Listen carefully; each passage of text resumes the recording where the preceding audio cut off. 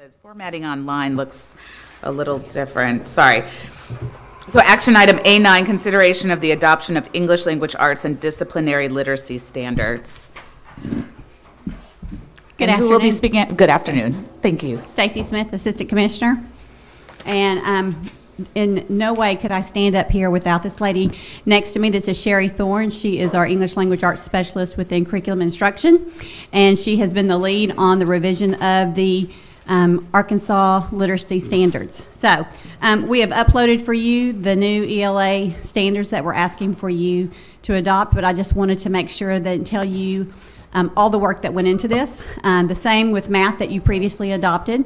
We did pre-surveys, we did post-surveys. We had very large teacher-represented committees across the state, higher ed, preschool were involved. We had close to 100 people on the ELA involved at different times. When we worked on the disciplinary literacy standards, we brought in science, social studies, arts teachers, health teachers to specifically work on the disciplinary literacy standards and break it down to what does that look like in an art classroom? What does that look like in a social studies classroom? And make sure that those people are at the tables giving specific examples. Within this document that we are proposing, we also added in the teacher notes, same thing that we had within the math standards. Throughout the process, one thing we heard over and over again is we wanted our resources right there. We wanted explanations right there. We didn't necessarily want to have to go search for another document. So they built in through teacher notes, clarification, resources, and additional information throughout the standards documents. Those teacher notes, that's the part about this ongoing kind of flexible document where we can go in and add support to teachers as they need it. So when we see that there's an area of clarification, we can go in with those teacher notes and support teachers all across the state. But a lot of work went into this document. We're very proud of the document, and we request today that you guys approve the new English language arts and literacy frameworks.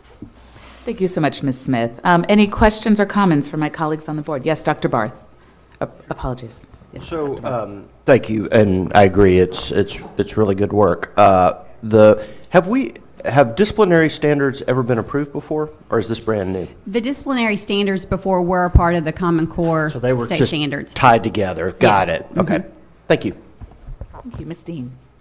I just wanted to thank Ms. Smith and Ms. Thorne for all of the work that they put in. The work and the time and effort was just awesome. So I just wanted to thank you for the standards that you've given to us, and I will be ready with a motion whenever the time comes. So just thank you.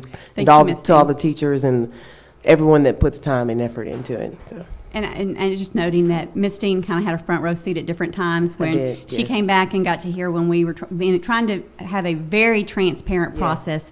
All of our meetings were live streamed. All of our meetings were open to the public. We tried to make an effort to sit down and talk with those who were unsure about our standards and the directions we were going all throughout the process. So You answered questions that we had when we were there, so you were very helpful. So thank you. I it. appreciate those comments. You're welcome. Thank you, Ms. Dean. Any other? Yes, Ms. Newton. I have just a couple of questions, just so that I guess the people who are watching live stream will understand. Tell me about the alignment with the ACT Aspire. Okay, I'm going to let Mrs. Thorne, who's right. our expert ELA person, and again, I'm hugging her because this would not be here today without her. And when we talk about quality people at the Arkansas Department of Ed and people that we should promote and support and celebrate, this is one of those ladies. So. Too kind. As far as the ACT Aspire, we use the ACT benchmarks as we were developing the anchor standards in particular. And so as far as their connection with the ACT Aspire, that was really what we looked at for the the college and career readiness standards. We really looked at those benchmarks, and we found that there was already quite a bit of alignment there as we began that work. Okay, one more question. Sure. The writing this year on the ACT Aspire was very low. How will these standards address that? Well, the standards address it in the same way that they have in the past. I think it takes a while to get implementation where you want it to be. So we still support argumentation, informational writing, and narrative writing, all three. And those three types of writing are tested in the ACT Aspire. So we are still targeting the types of writing that will be assessed. So if a teacher teaches these standards, their students will be prepared? I would like to think so, yes. I think that the standards are rigorous, and I think that, that as far as how that test is set forth, I think you teach the standards and you don't concentrate so much on test prep till the end of time, just so they're familiar with formatting and that sort of thing. But the stress is on the actual standards and preparing them to be good writers in those 3 types of writing. I want to congratulate you and your department on excellent work. You've done a good job. Thank you, Ms. Newton. Additional questions or comments? Yes, Commissioner, defer to Ms. Zook? Oh, okay, Ms. Zook.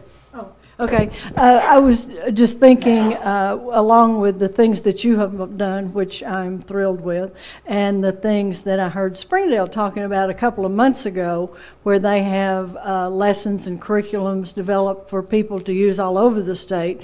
You know, a new teacher especially will have so much opportunity to benefit from experienced teachers, and I was thinking how I wish I had had that at the time, so I'm thrilled that we have that now.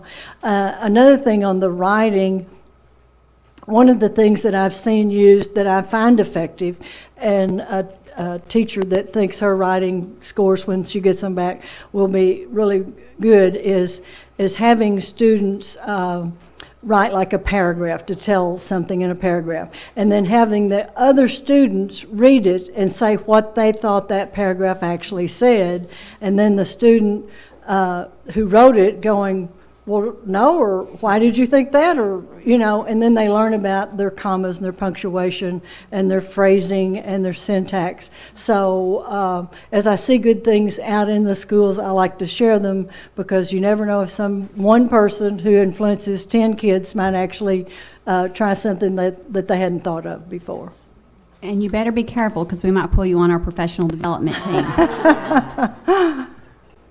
Wonderful. Yes, Commissioner. I just want to say how much I appreciate all the team. Of course, Sherry's done a great job, but all of the team, and even throw Dr. Debbie Jones in there, because this all started when she was still with us. I just want to say, you know, in the last several years, in your lifetime, do you remember a time when educational standards was such a centerpiece of discussion? Probably not. And, you know, for the negative that really brought the discussion up, I mean, I think we have now created a product that is much more positive, and it has buy-in from Arkansas educators, because they were at the table. I mean, they did it. They did the work.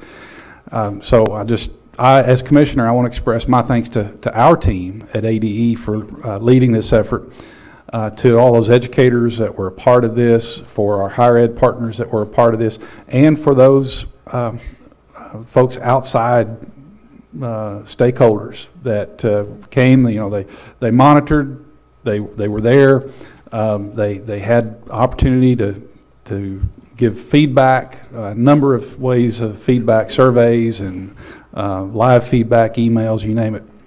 And we have now, I think, Stacy, we had 60-something% of the standards were modified or revised or clarified. Is that right? 62% of the standards had some type of clarification, modification, or change.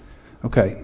And that was clarification or modification based on Arkansas classroom teachers that saw what needed to be done. So I think this is a great job. And, you know, as I said, I told Ms. Zook, a year ago, I would have expected that this would have been the issue that brought a room full of people today to have their, you know, say of whether they were for it or against it.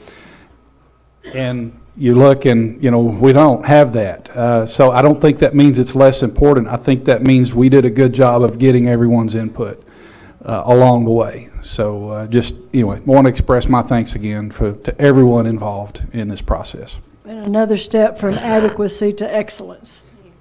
Well put, Ms. Zook. Thank you.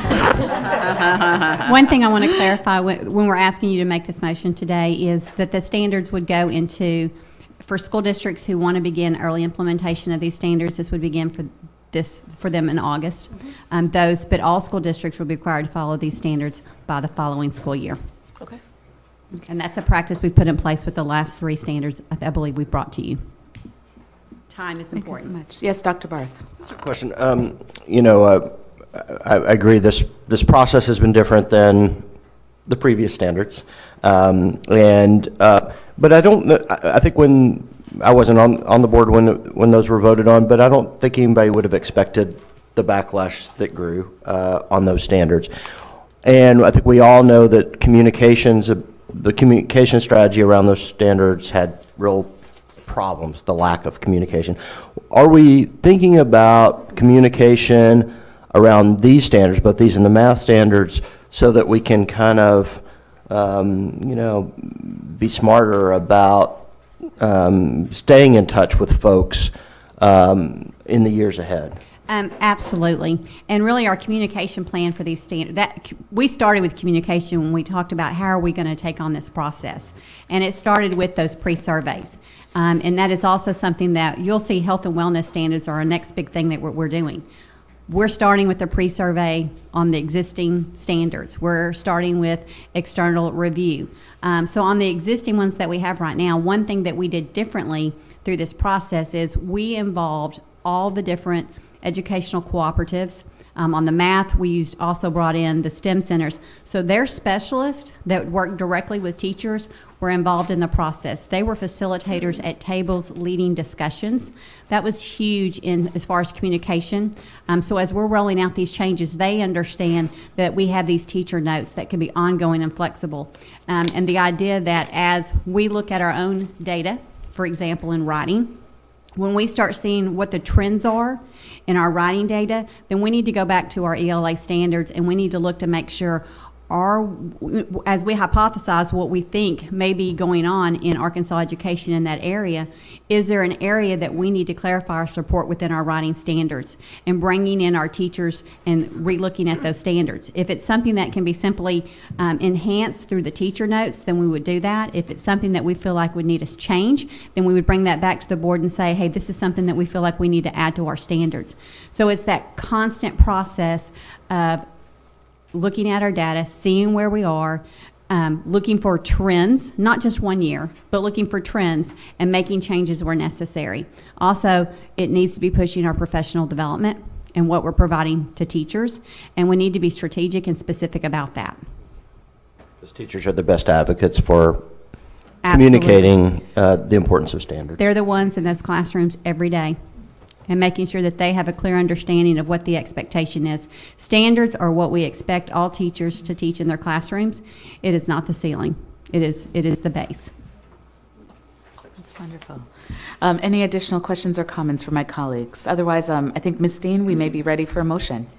I move to adopt the new K-12 ELA and disciplinary literacy standards to be effective for those schools who want to begin this year, August of 2016, and for all schools by the following school year. Do I have a second? Second. So motion made by Ms. Dean, second by Ms. Chambers. All in favor, say aye. Aye. Any opposed? Motion carries. Congratulations, both Ms. Smith and Ms. Thorne. Thank you all.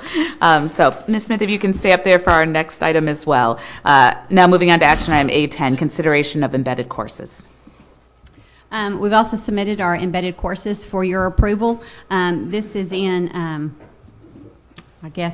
law, that you have to vote and have an action as far as embedded classes go. So we have actually put forth to you all the embedded courses because we bring them back to you every single year, but you also have the list of new embedded courses. Kind of been standard practice that traditionally you've seen oral communications and English. In this last proposal this last year, you've had some others as far as science and CTE courses go, some more interesting embedded courses put together, but very pleased. We also worked closely with CTE in the approval of these embedded courses. So we asked for an action item to approve the embedded courses for these schools.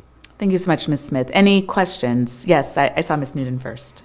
I just have a question because of my ignorance, I guess. how long are these good for? Do they have to come back every year, or? We bring them back every year. Every and year. So you can see on the sheet that we uploaded, there's an Excel sheet of the different years.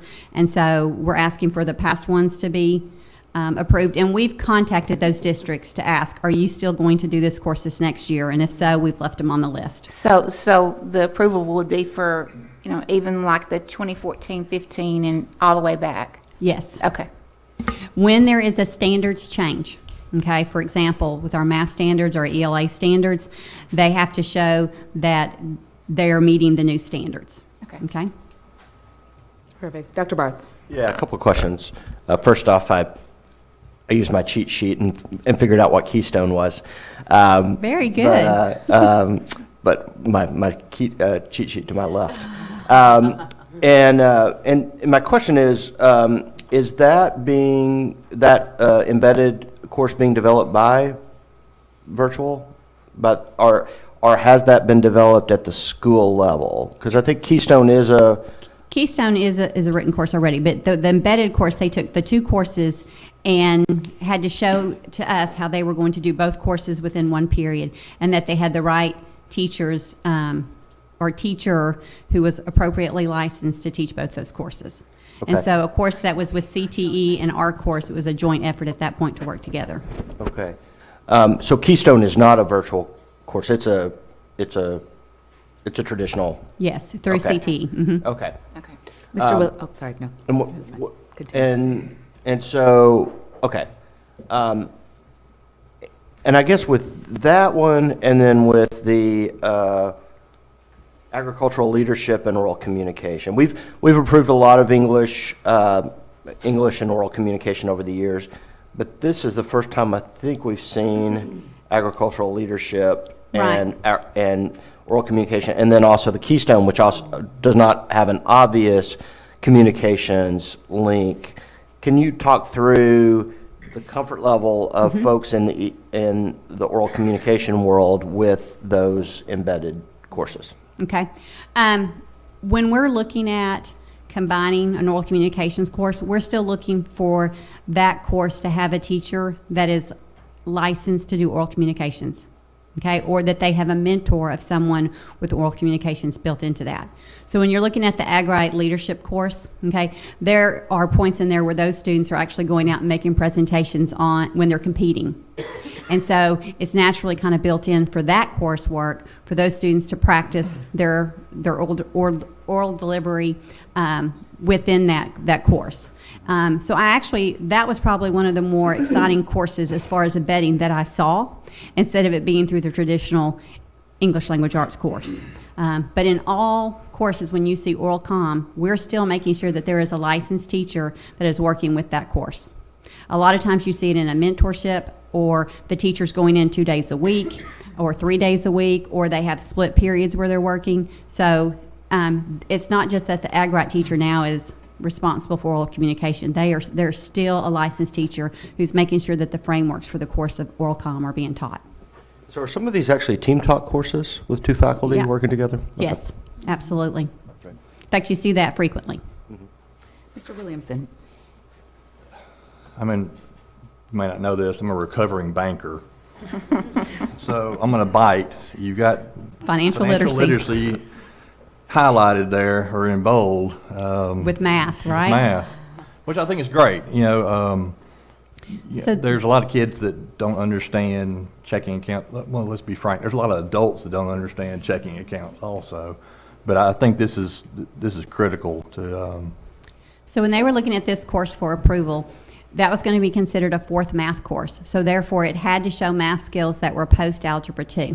Okay. So within the proposal for that course, they had to submit course standards that were post-Algebra 2 or past, and then they took the financial literacy course from the business CTE and combined those two courses. Okay. Fantastic. Any additional questions or comments from the board? Yes, Dr. Hill?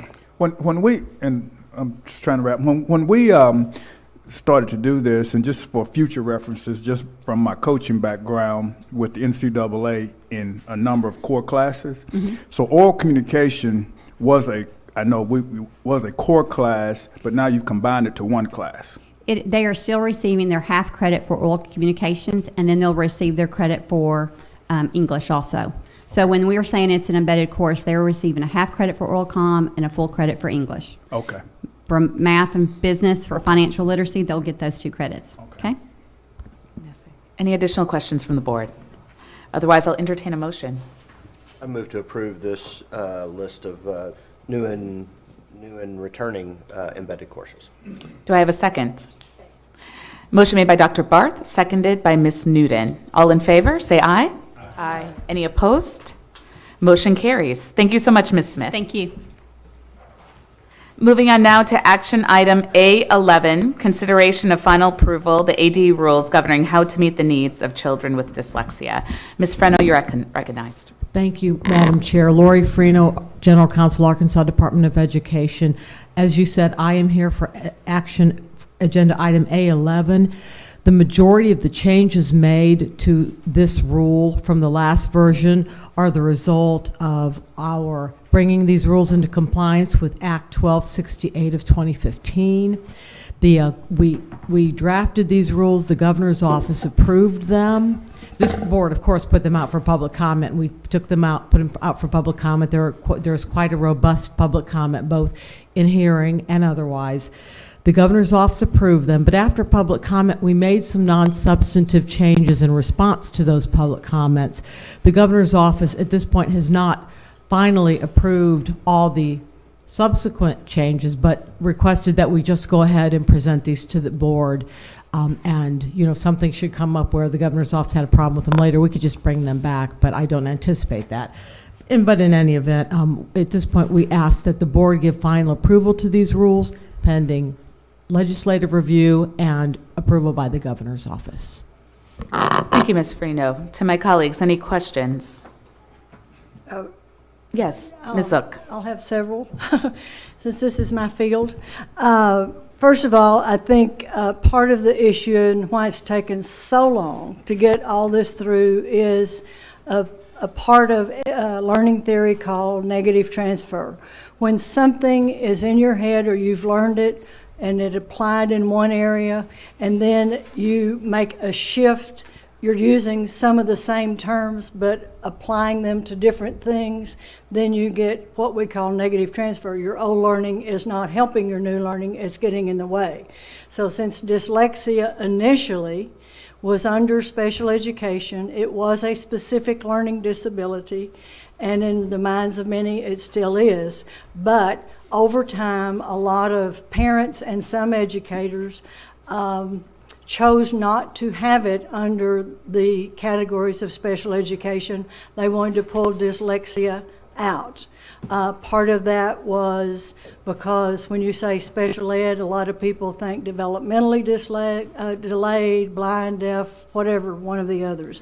And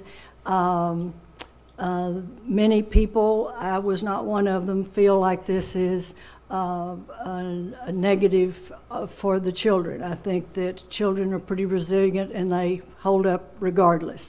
But anyway, our state, along with several other states, chose to pass a law to deal with dyslexia.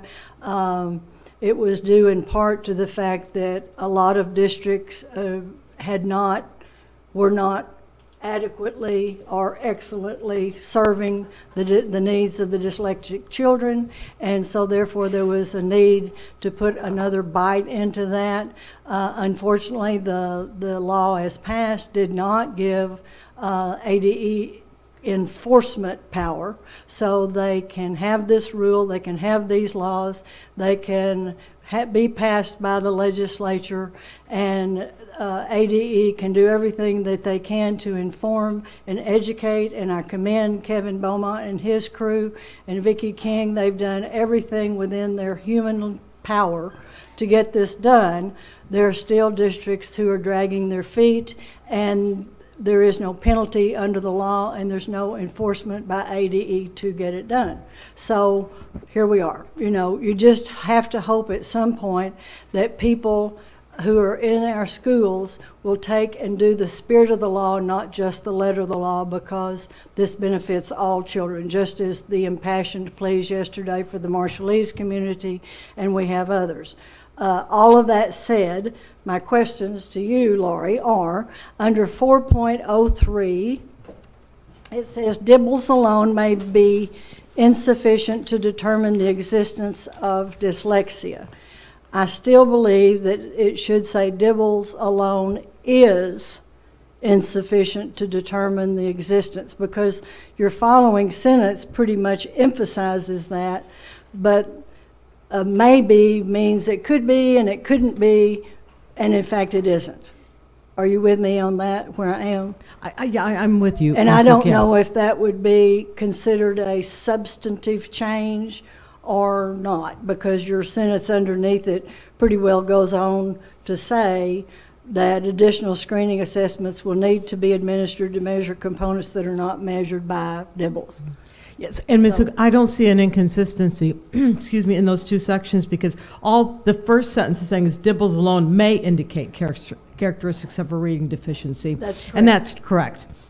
Additional screening assessments will be needed to measure the components that are not measured by dibbles. So Correct. that is recognizing based upon public comment. That's why we made that change. Actually, I believe it was your public comment. Yeah. That dibbles alone is not enough. There's Right. got to be more to So I measure think all it's- the components. That's why I think it should say dibbles alone is insufficient as opposed to may be insufficient, because it is never sufficient. But, you know, you're the lawyer and you knew all you got to do to either change it or not. The explanation below it is good. Now, all the way down to 12, so this gives you great hope because I'm almost finished. No, everything you have, we're very happy to respond. I want to We have- know. We're ready. Yeah, is this being done? It refers to the Department of Education shall collaborate with the Department of Higher Ed to ensure that all teachers' education programs offered a state-supported institution of higher education provide dyslexia professional awareness. Yes. It has been done. Yes. Terrific. And number 13, this committee, I have all due respect for all of these organizations, but I guess I should have called like Tony Prothro and Richard Abernathy. I have no clue if there's anybody that are a member of either of those organizations that would have the knowledge and expertise needed in order to be an effective member of this committee, or is it just going to be one more thing they send one more person to, that they sit there and sometimes they show up and sometimes they don't, but they really don't contribute? And I'm sorry for being so plain spoken. No, I always appreciate you being plain spoken. Really, when I first saw the law with those committees, I thought the same thing. But what happened is we asked those different organizations to have a representative, and they chose from their body.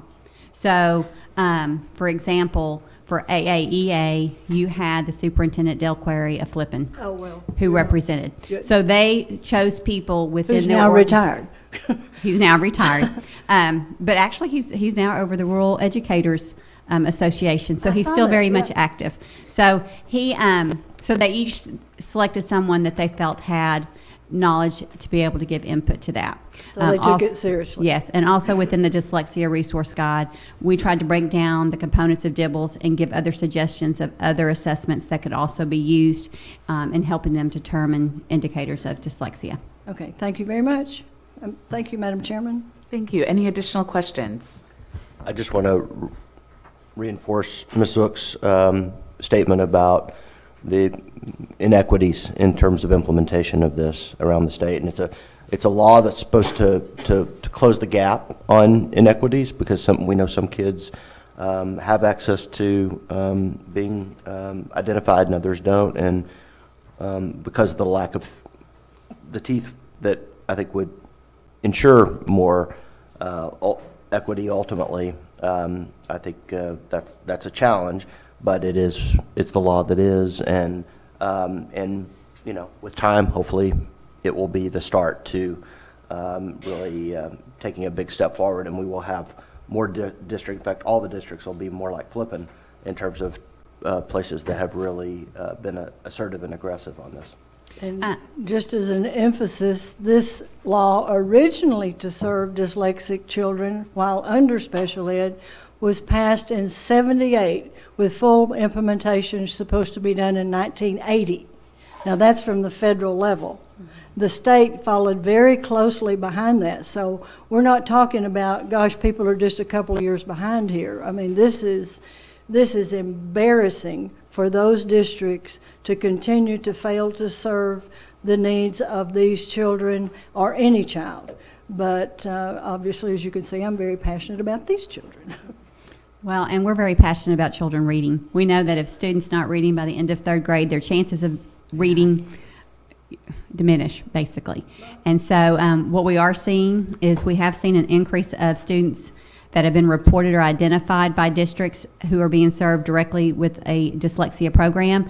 Last year, I think we had like 900 in the state that were identified as being served with a dyslexia intervention program. This year, we had over 6,000. Now, I'm going to say that I still think 6,000 is too low. But we are digging into the data and looking for school districts in areas in which maybe we need to reach out to support and to help.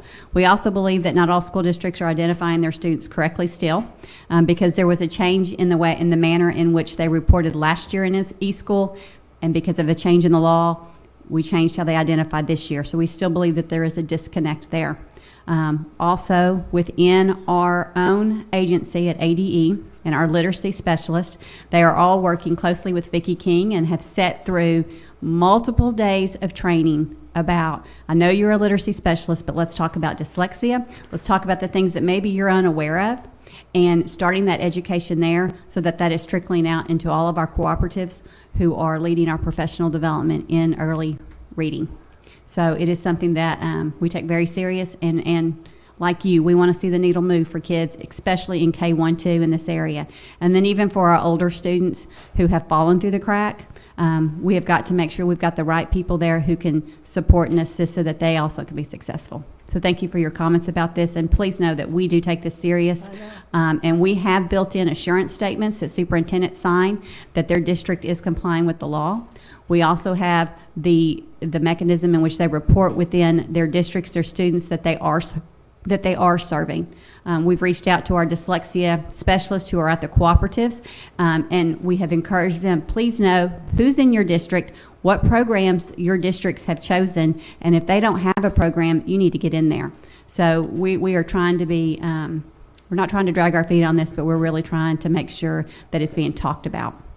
And I think to emphasize your point on literacy, just because you know how to teach reading does not mean you know how to reach a child with dyslexia, because they're wired slightly differently, and they can learn to read, but they have to be taught a special way.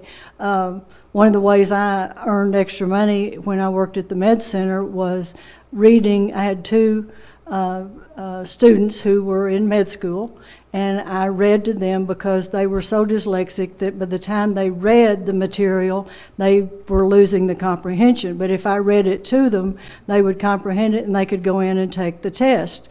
Well, obviously, I didn't get out of med school, but they did. So you're not dealing with slow people here. You know, you're dealing with people that if you'll just help them unlock that or figure out some way to compensate for the fact it hadn't been unlocked. You know, these are our doctors and lawyers and professionals and moms and teachers. Well, I appreciate the fact that you recognized Vicki King earlier in her work with dyslexia. I also want to introduce to you Robin Stripling. She is within our special education unit, and she is the contact for dyslexia concerns in our special ed unit. So for those parents who have a child who is disabled and also has dyslexia, she's making sure that school districts understand how to serve them. Thank you, Board, for your indulgence. No, thank you, Ms. Zook, for bringing that expertise to this board. We appreciate it. So with that, any additional questions or comments? Then I would entertain a motion, Board. I will proudly recommend approval. Do I have a second? Second. Okay, motion made by Ms. Zook, seconded by Dr. Barth. All in favor, say aye. Aye. Any opposed? Motion carries unanimously. Thank you, Ms. very Freno. much.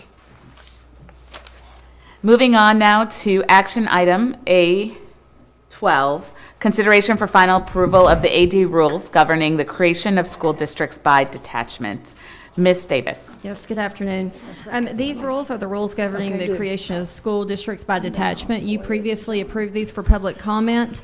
We did have a public comment hearing. We had not received any public comments.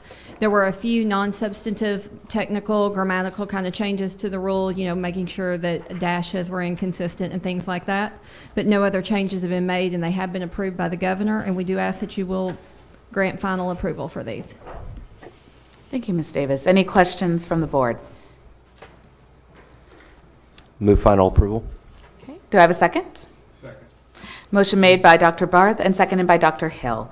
All in favor, say aye. Aye. Any opposed?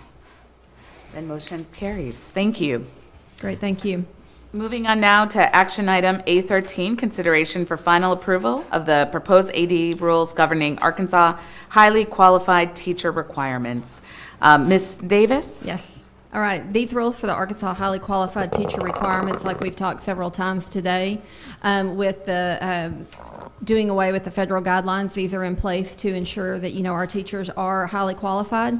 You have previously approved these for emergency approval, and so that is in effect. We had a public comment hearing. There were public comments received, but we did not make any substantive changes. They have been approved by the governor, so if you have any questions, I'll be glad to answer them, but we do ask that you give final approval to these rules as well. Thank you, Ms. Davis. Any questions from the board? Yes, Ms. Newton. I don't have a question, I just have a comment. In the last cooperative waiver that we had, Woodlawn was not able to apply for the waiver because they did not have a student in the charter schools. That is correct. And so I'm sure that Woodlawn probably has just as much trouble getting teachers as all the other 13 schools in that cooperative. So what I would do is just encourage some sort of legislative intervention that would make an even playing field for those districts. Right. And thank you. And just to answer that, I don't believe that Woodlawn, thankfully, I think they were in slightly of a better condition than some of the other schools in the district. So, I mean, not that that invalidates your point, but just in case anybody else is wondering about that as well. Not even just Woodlawn. I know Sure. there are districts all across the state Absolutely. that don't have a student in a charter school but are having difficulty finding teachers. Absolutely. Thank you.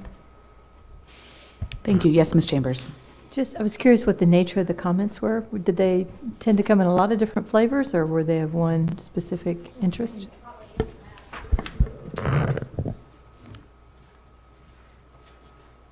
And Ms. Chambers, there is a matrix document on here with comments. The changes that were made in response to the comments were primarily just the clarification that, for example, in ALE, if licensure had been waived, these were not requiring licensure or things that could already be waived. So that was at least two of the concerns, and I think those were the two areas where it was just a clarification in the wording. So. Additional questions or comments? Then I would entertain a motion. I move to approve. Do I have a second? Second. Motion made by Ms. Newton, seconded by Ms. Chambers. All in favor, say aye. Aye. Any opposed? Motion carries. Thank you, Ms. Davis. Thank you. Now moving on to action item A14, consideration of the recommendation to adopt the Praxis Fundamental Subjects. Ms. Pfeffer. Thank you, Madam Chair. We're bringing this item before you. It really applies to Section 3.02.2.3 of the AQT rules, and that is the provision that teachers can meet AQT content area qualifications by passing a state-approved content assessment. This assessment is it's an assessment we currently don't have for licensure. It's a fundamentals assessment, and what we would like to do is make it an option for teachers who are licensed K-12 special education teachers, so they would have to be K-12 special ed before it would apply, or an ALE teacher to be able to take this content assessment, which would make them qualified to teach in multiple core content areas. Most of the time in the placement of special education teachers or ALE teachers, if you've got the right person with the right heart to teach students either with disabilities or students that are not being successful in the traditional classroom, the idea that they can be licensed in 5 or 6 different areas is not always feasible. But in these types of environments, they're often required to teach students in multiple areas.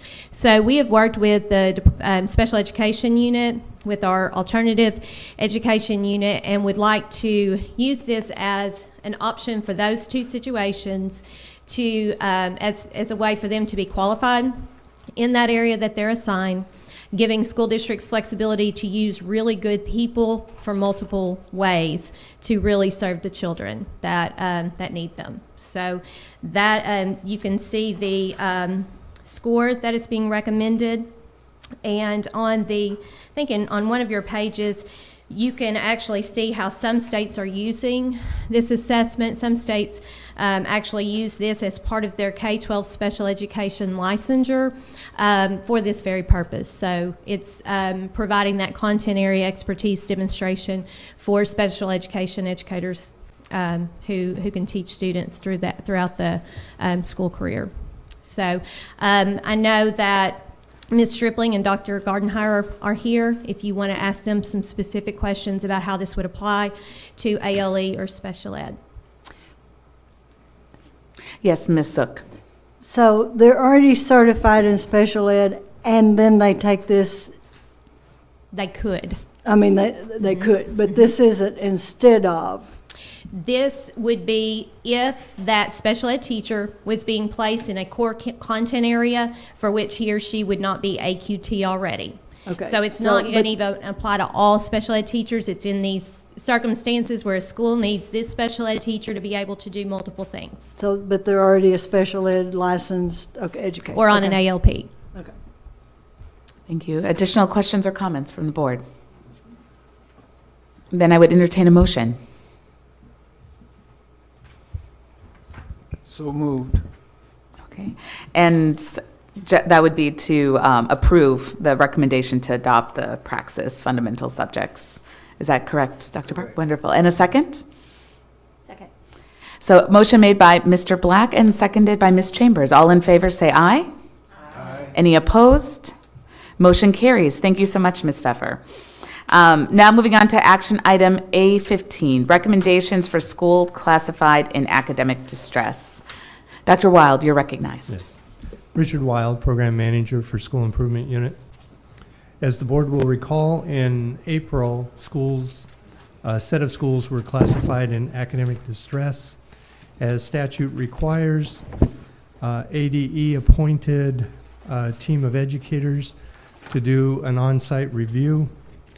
Ms. Barnes and Commissioner Key appointed the teams. The reviews were conducted in the month of May, and for the most part it consisted of members from educator effectiveness, special education, the school improvement unit, in consultation and support from federal programs, school performance, the curriculum unit, standards, professional development, and assessment. During the site reviews, Mr. Harvey and/or Ms. Barnes were process observers, so they were there. They did not participate, but they observed the process. Each school that was reviewed, also there was a district representative so that all of the process was transparent for everyone. The process included a review of all written reports that were available, and then it included interviews with the district leadership team, the school leadership team, the principal, instructional teams, instructional facilitators, and other support personnel, and as appropriate, students. The report that you have contains the recommendations that are made by the teams. For the most part, to give you some insight into the thinking behind the recommendations, for the most part, the schools, most of the schools, were already classified either as a priority school or as previously classified in academic distress. So they already had plans that they were working on. The feeling of the teams basically was they're already invested, there needs to be refinement, but let's keep moving ahead with what they're already working on. The next piece was, it was looking at district level support, and it seemed to vary from district to district, and in none of the districts was there a written plan of support. So the next recommendation in the report was for there to be a written plan of action for how the schools would be supported with 8 highlighted points that the plan needs to address. The next item was in relationship to, there were 2 schools that were newly identified who had not been in priority status or focus status. So for those 2 schools, the first recommendation really is for us to meet with them and develop a plan of action prior to the start of the school year.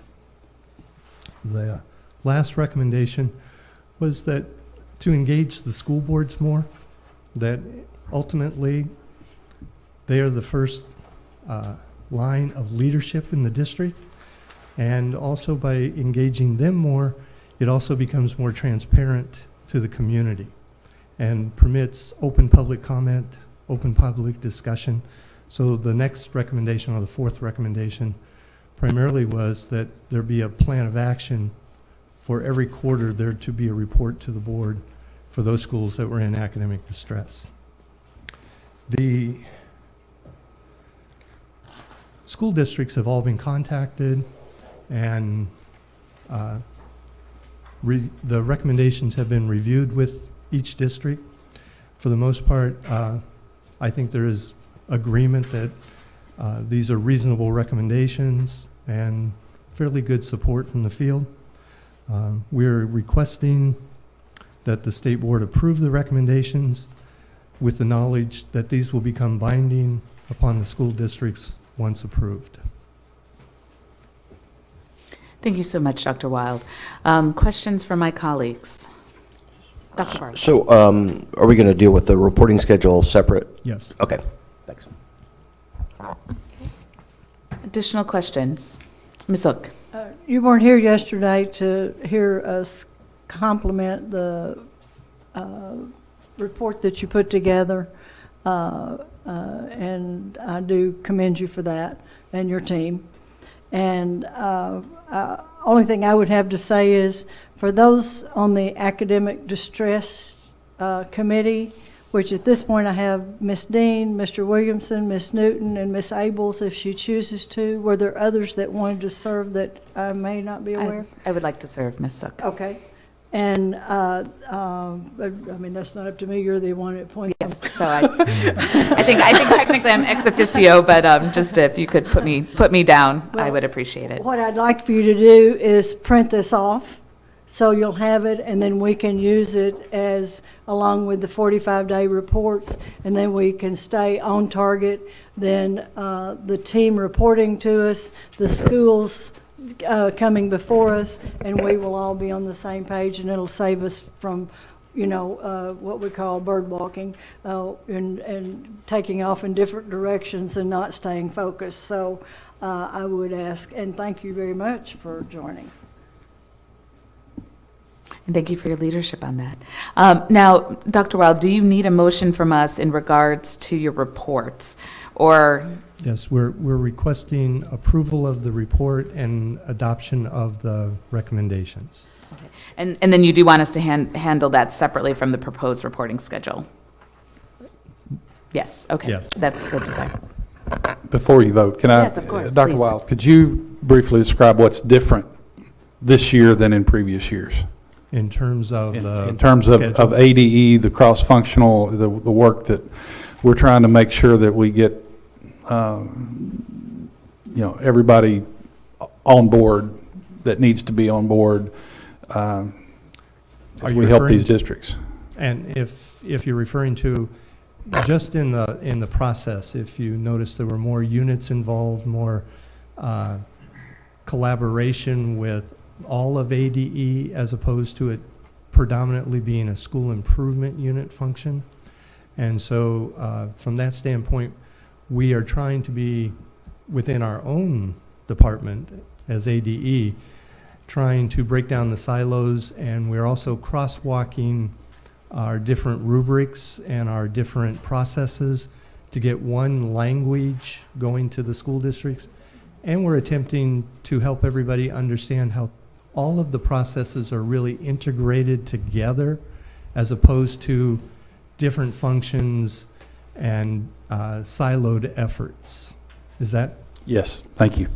And I had even noticed that as your assistant commissioners came up, they said Assistant Commissioner ADE, and they didn't pinhole them with a certain division. So I knew something was afoot. I just wasn't sure what.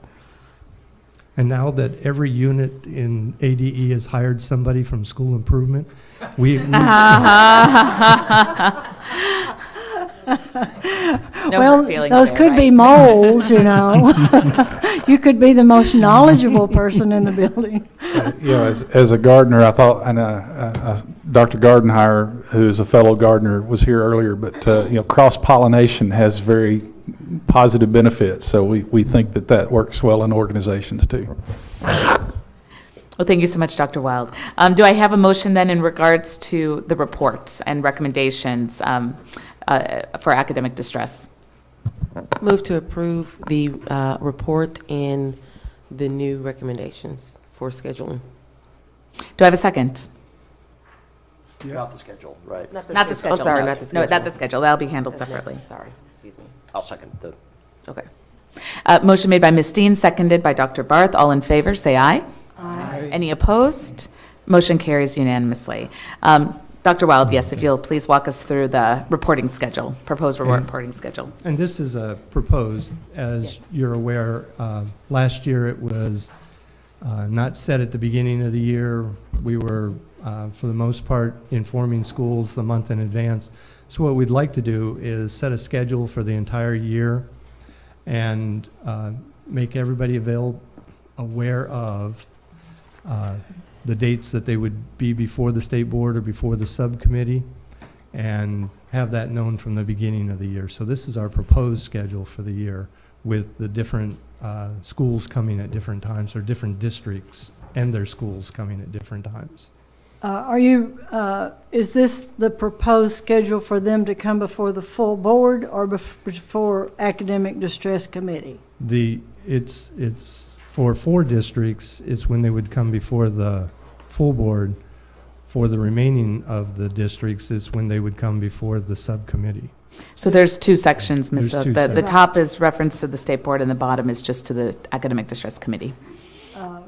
Is there some reason you didn't want Dollarway and Little Rock to come before the academic distress before the full board? Is it because they are in takeover?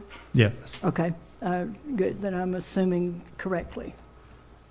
Thank you, Ms. Yes, Dr. Barth. A couple of things on the full board reports. I know the elections in Pulaski County and Helena, West Helena will be really that week, right? And there won't be the training, the opportunity for training of the new board members. I would like something that feels kind of final with both of those districts as they kind of leave takeover. So I guess my question is, when can we be pretty confident that the training will have taken place of the new board members? Is that It will happen very shortly after the election and the certification of the votes. I'm not sure, a lot of that happens with timing of the county clerk's office of the certification. But we start scheduling that as soon as we know who the, okay? and if there's a runoff, then that kicks it, another few weeks down the road. Oh, So yeah, that would, okay.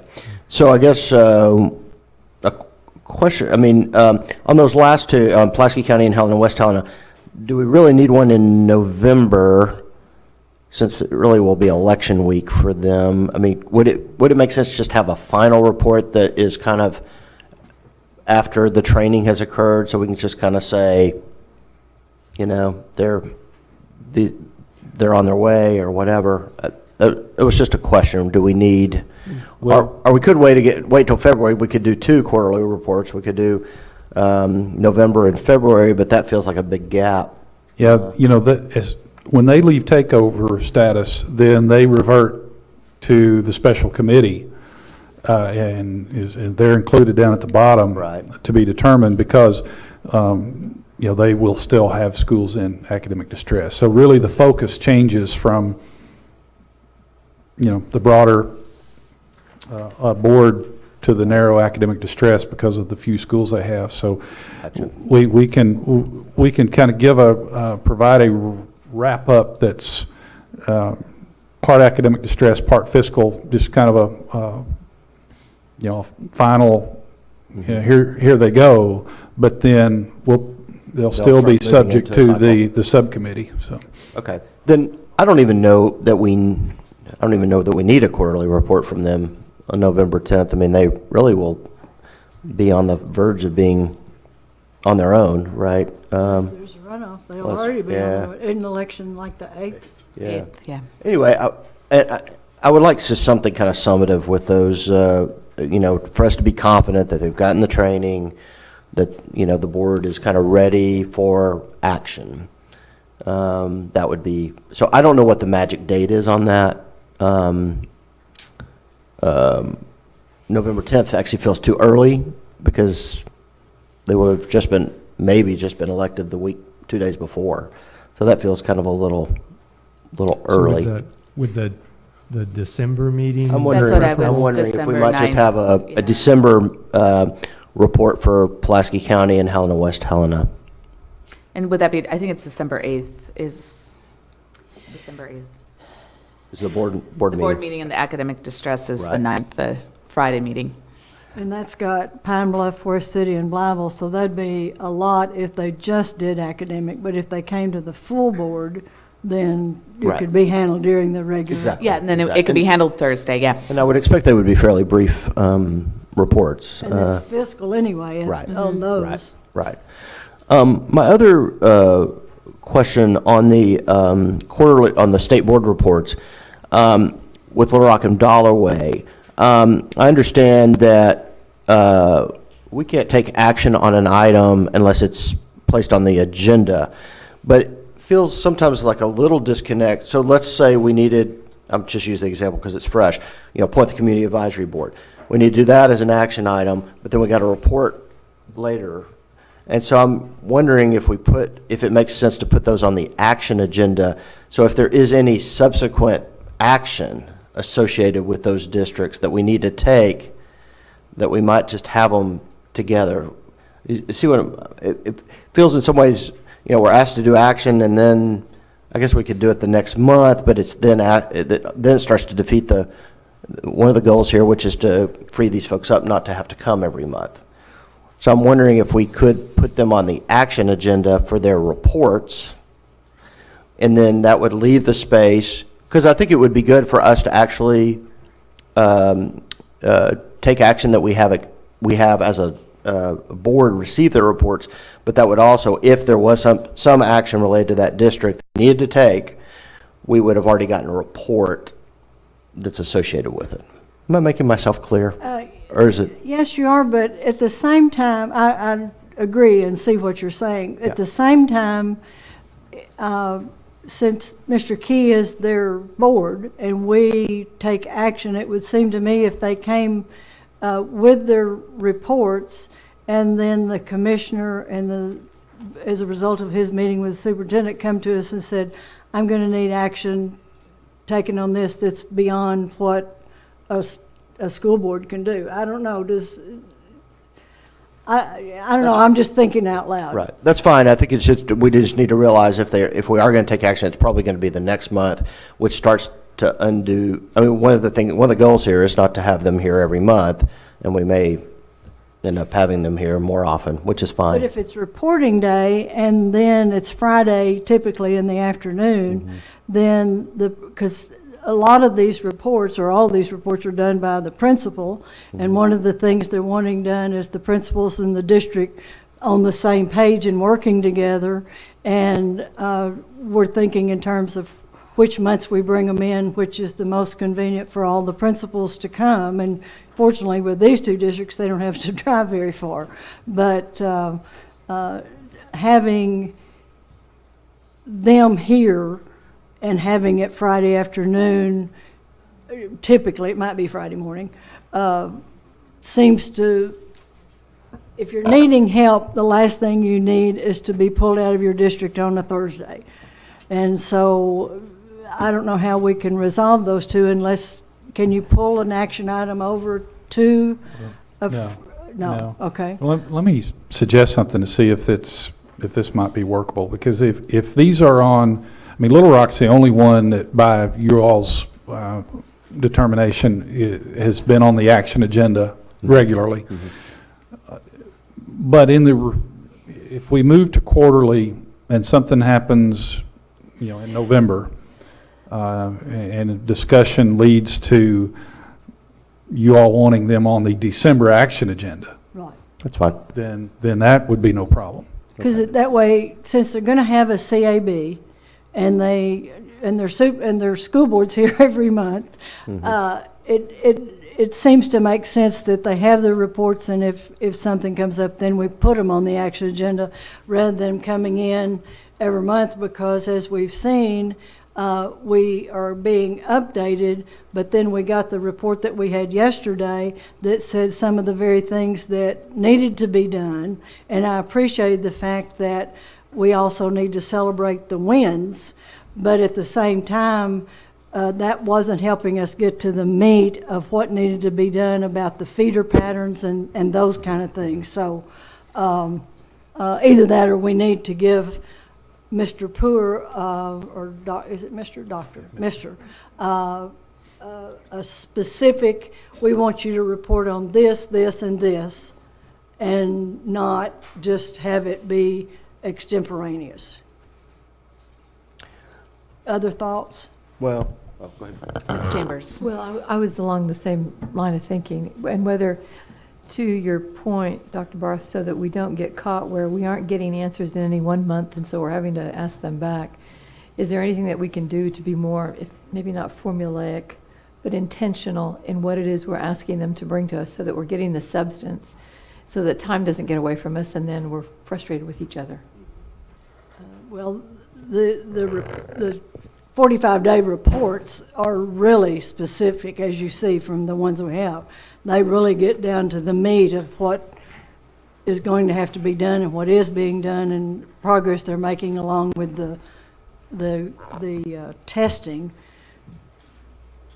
The other reports were informative, and we got well acquainted with the district, which I think was helpful, but I don't know that it was helpful to our true goal, which is returning control, because they have now, are no longer in academic distress.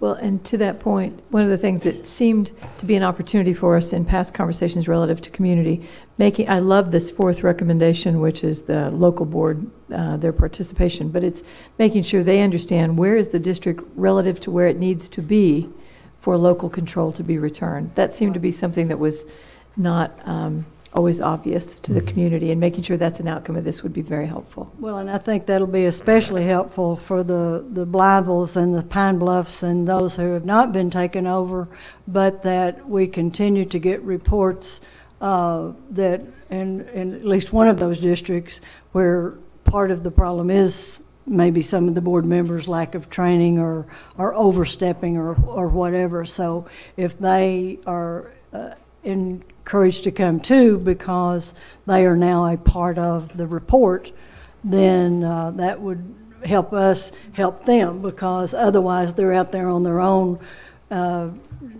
looking like they have a lot of ideas, but do they really have the power? So we want to be sure that they understand that we rely heavily on ADE and their reports to us, and as the more objective of the reports that we're getting. So I guess I'm convinced that this is fine, but with that recognition that we may end up having to come. And it may take a month, based on conversation here, to formulate the action that needs to take place the next month. Right. I'm fine with that. I just want to make sure we didn't wear you down. But No. But to your point, it could evolve. We'll fine tune this as we get more experience with it. Yeah, and Dr. Wild is making some changes to the reporting, the 45-day report. I mean, he's always making it better. And we just went through a couple of weeks ago, and I've signed off on some changes that are going to help you. I think they're going to help the district. They're going to help the building leadership for all of our academic distress schools as we move forward, so that it's right now. We're not trying to be non-transparent, but some of the forms, some of the systems that we have don't lend themselves to transparency. What he's doing is going to be more lend itself to transparency, to you, to the patrons, to the community, to the folks in the district. So I think this schedule and the other changes that he's made are going to help you all as we move forward. For Thank those you, Ms. districts, excuse me, for those districts that are coming in September, will we have the ACT Aspire concordance applied by the September 9th? No, we don't think 'Cause we will that have may any of be- that ready until October, November timeframe. Yeah, because that sort of puts them in a bind, because we're going to be looking at at their scores that have no concordance applied to them, and they could look different.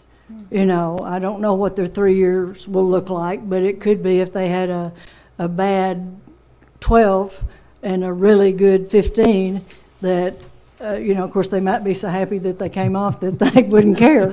But I just don't want them to feel that we're putting them at a disadvantage for having to come in when their scores haven't had the concordance applied.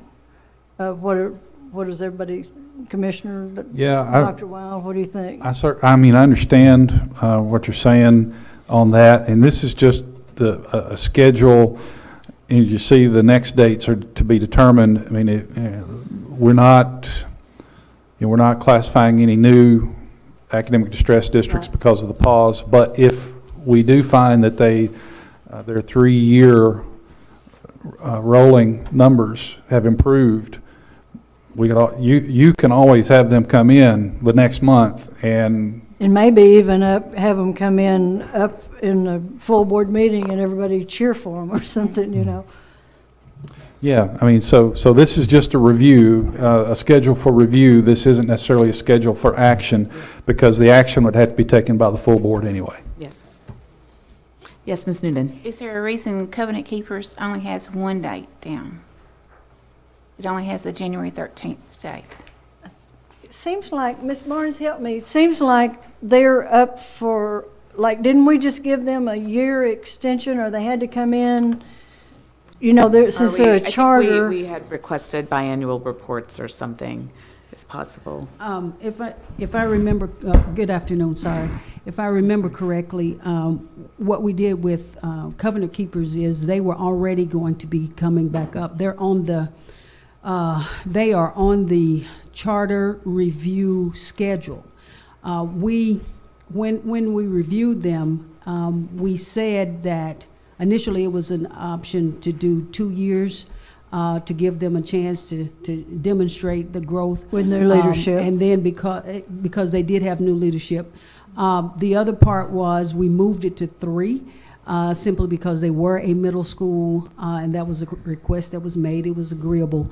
But they are always going to be annually looked at anyway, based upon whether or not they are moving in the right direction to be removed from academic distress. So that's probably why you see it as a 1, because they are constantly being reviewed all the way through.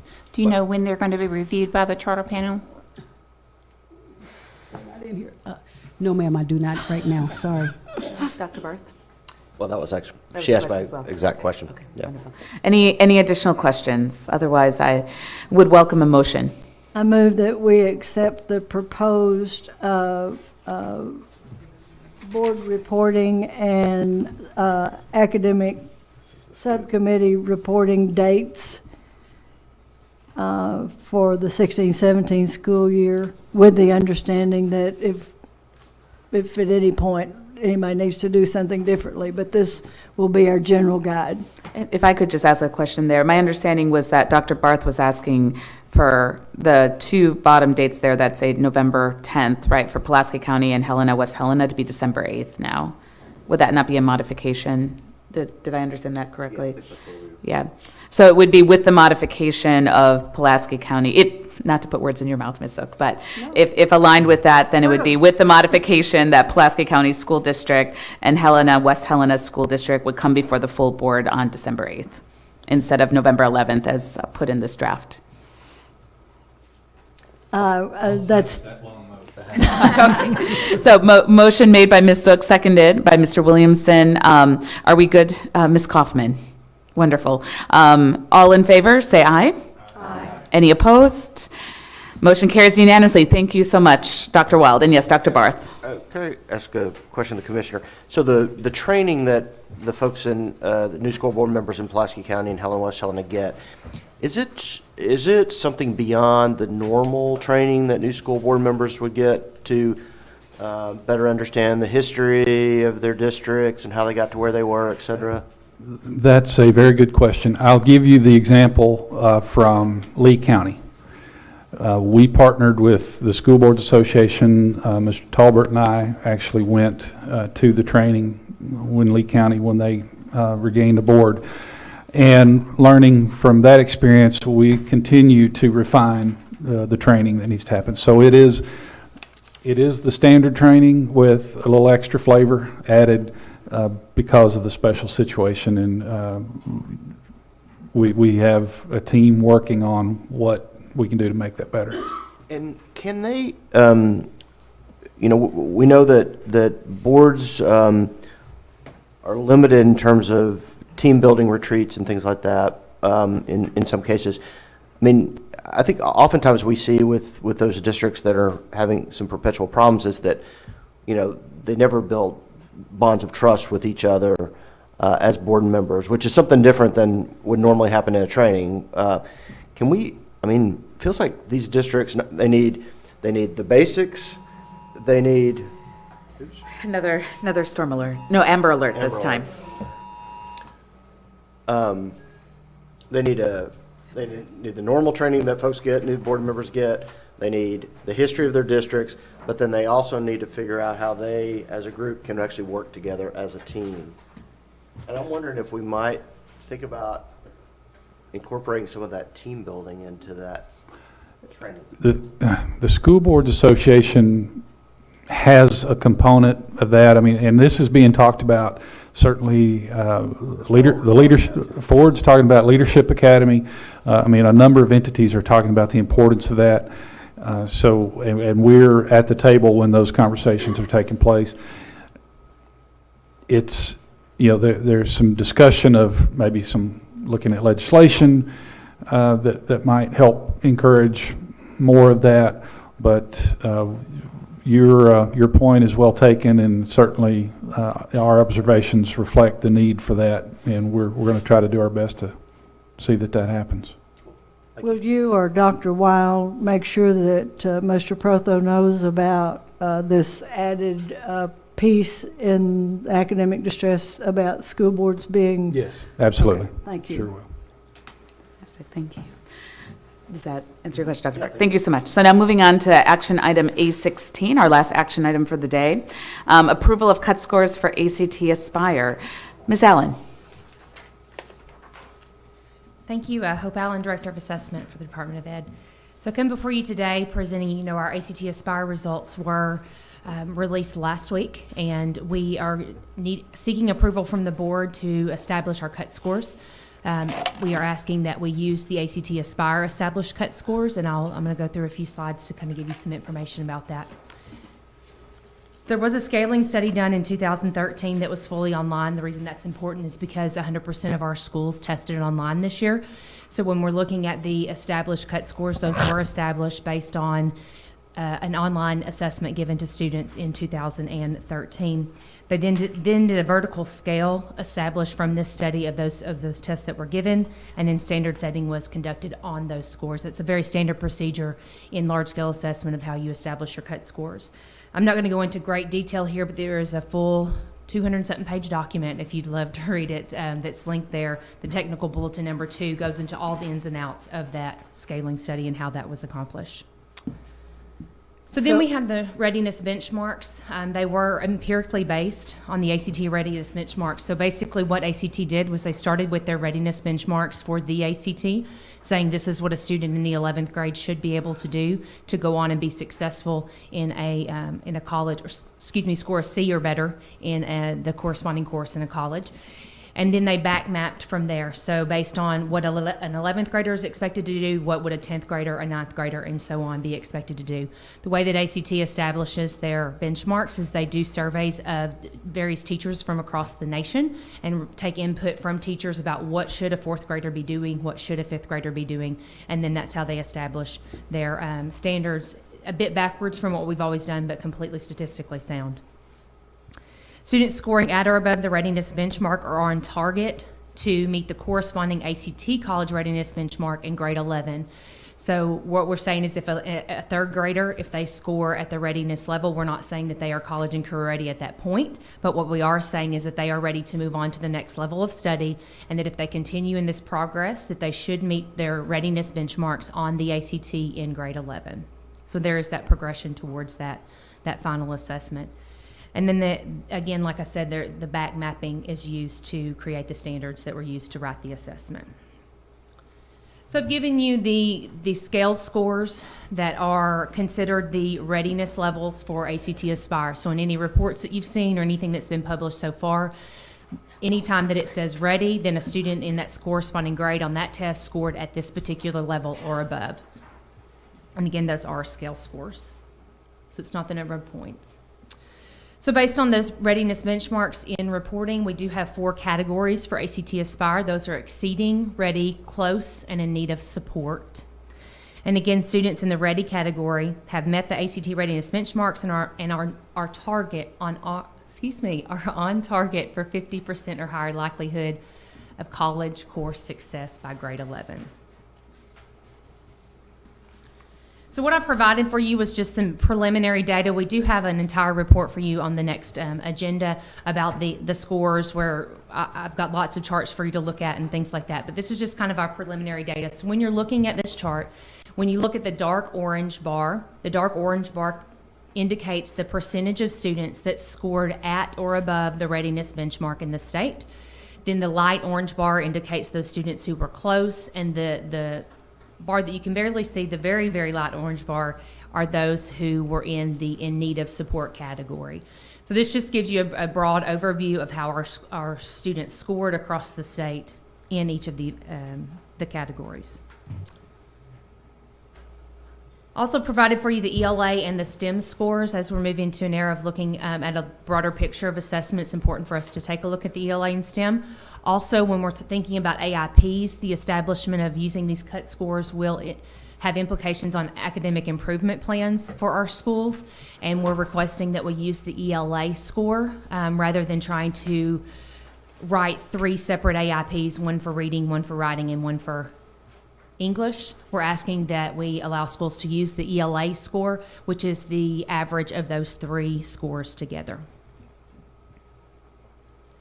So speaking of academic improvement plans, we would like to assign those based on ELA, math, and science scores. For science, we would like to require those at 5, 7, and 10 currently. As the new standards are rolled in and implemented in schools, then we would have additional requirements for remediation in science at the additional levels. If we go this route, that would mean that between 40 and 50% of our students would require remediation. If you remember last year, based on the PARCC scores, we were somewhere between 60 to 70%. So that is a reduction in the number of students who would require remediation. So in a nutshell, what we're asking is that the ready and exceeding students, no AIP is assigned, but for those that are close and in need of support, that an academic improvement plan is assigned.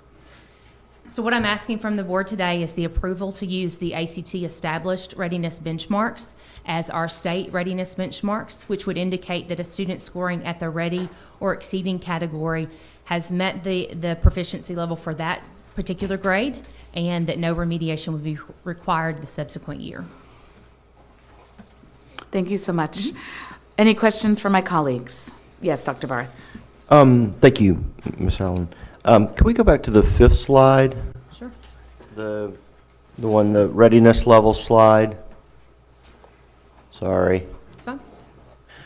Yeah, exactly. Nope. Next.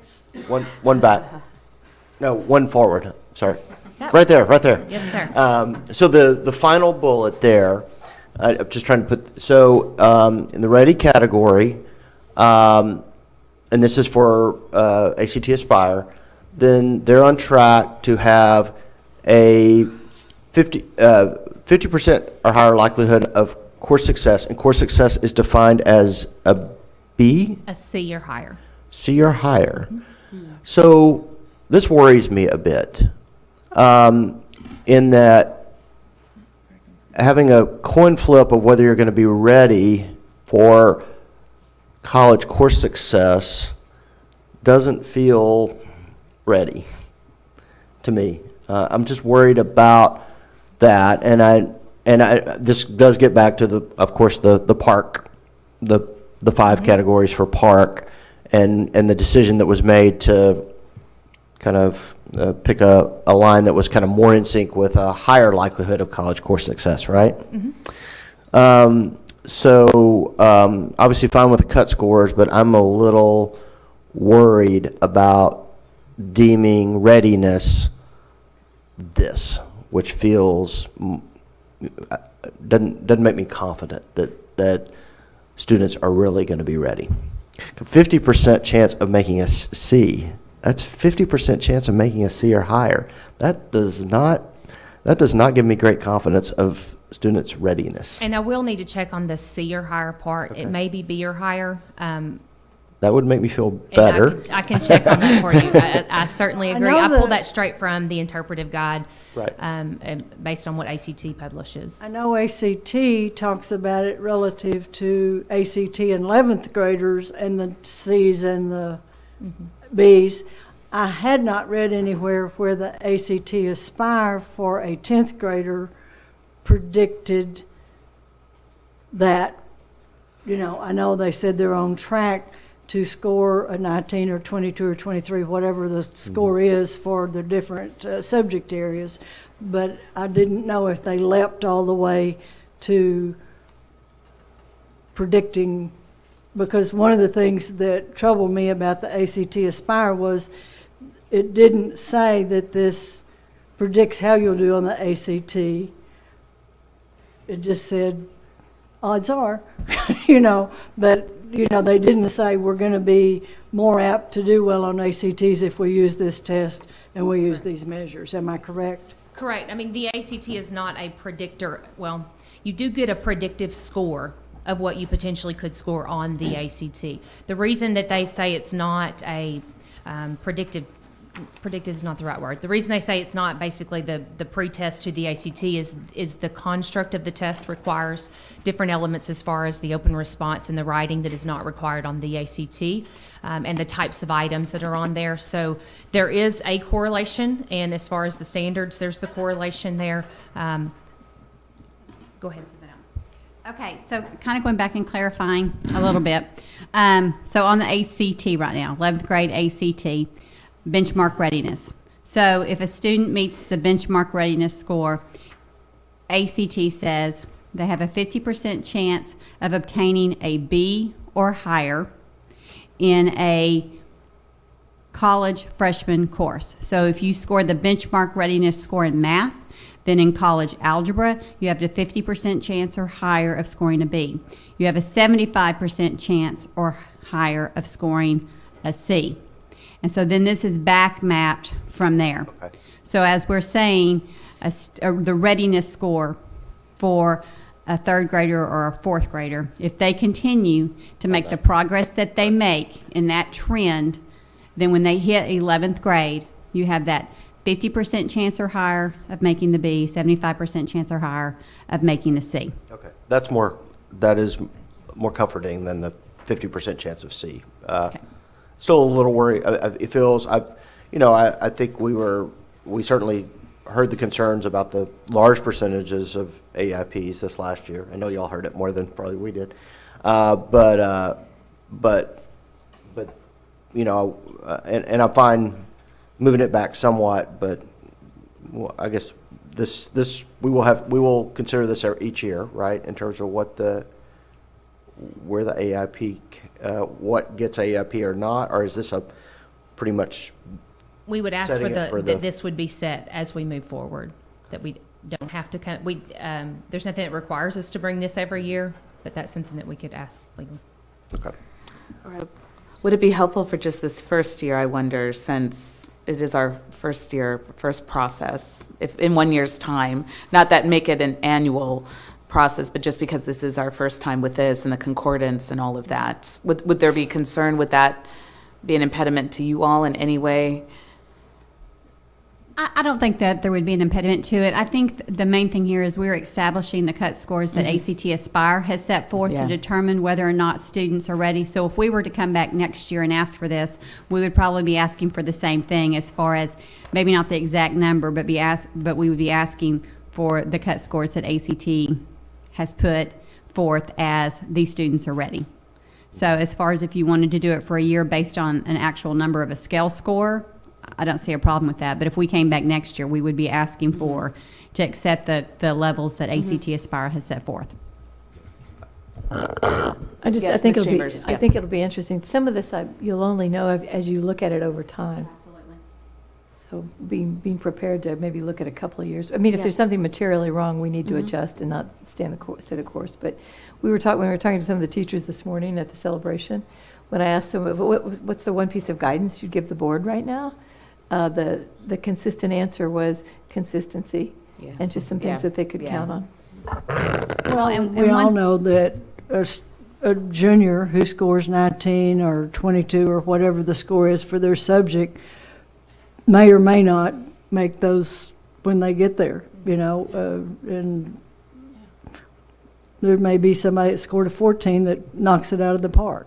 So it is just a predictor. It is not an absolute. Right, it is one piece of evidence as far as the students' academics. And one note I want to make, and Hope had actually made this comment to me before she came up. Yes, it did show that we would have a little bit less AIPs for our students, but at the same time, we all recognize the rigor that was in the PARCC test last year. And our standards are still at a very high level, and the ACT Aspire test, we believe, maintained that, and we're still seeing a large number in our state who require those AIPs, meaning we still have a lot of work to do in our state. And discussions that we've had today about students being ready in reading and dyslexia, those are all indicators of directions that we have to move. So I'm not bothered at the fact that we're still recognizing that we are not where we need to be in Arkansas in education, and we have a lot of work to do.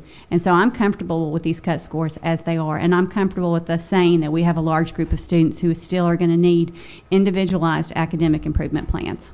And if more people use the ACT Aspire, those national wave, that may change too. The little green thing on the top of each of these bar graphs shows national, but we know national is not national.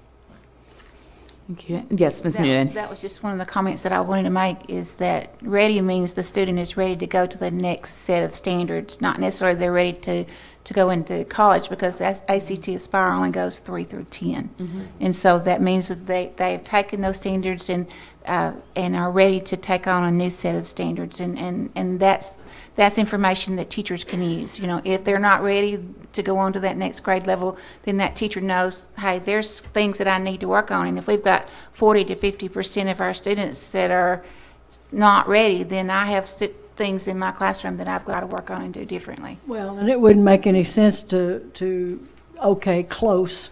Right. You know, we've Yeah. all heard close only counts in a couple of instances, so. Thank you. Yes, Dr. Barth. Quick question. I was a little confused on the science AIPs. So I know, obviously, science would just be in 5, 7, and 10. It's been 10. 5, 7, and 10 traditionally. And so let's say a sixth grader or seventh, whatever, if one of those in-between years where there wasn't a test result that was current, would they still kind of continue to get AIP, or would it only be for one year? That's by district choice. So some districts would continue to have that AIP in place until the next science assessment, and some would exit them. The schools can make the determination about the length and when to exit a student from an AIP.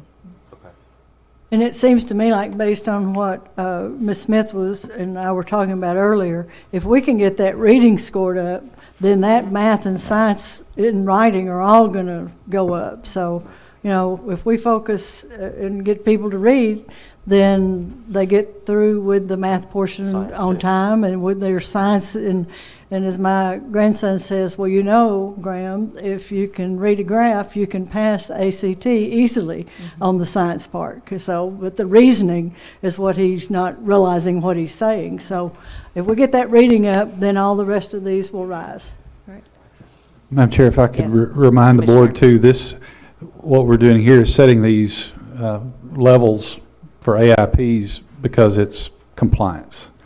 What I would just point to, you all have heard Schools of Innovation, charter waiver folks, schools that have come in here with charter waivers. I think we heard from Little Rock Prep yesterday, where they're talking about every student having a personalized education plan. And there's different terms for that out there, but it's an AIP. I mean, it may not be the form, it may not be the compliance part, but it's what, you know, if I had kids if I was to start over, which I'm not planning on starting over, but if I was to start over, I would hope that my child's school would have a personalized education plan for every student, including my child.